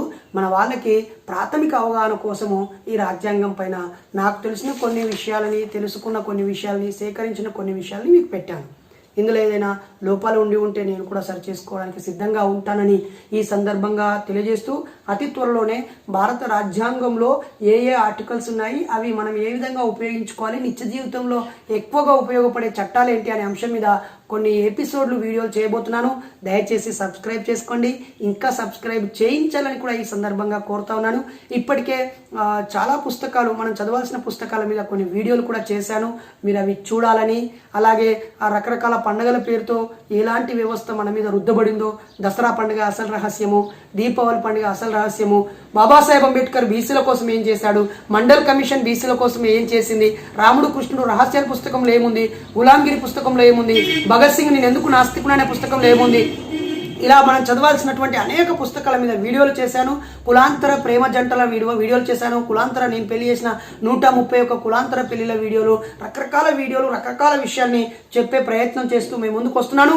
బైరి నరేష్ యూట్యూబ్ ఛానల్ని సబ్స్క్రైబ్ చేయాలని, చేయించాలని, మీరు మీ అండదండలు అందించాలని ఈ సందర్భంగా కోరుతూ ఇట్లు మీ సోదరుడు బైరి నరేష్, భారత నాస్తిక సమాజం రాష్ట్ర అధ్యక్షుడు, Osmania university PhD scholar. Thank you.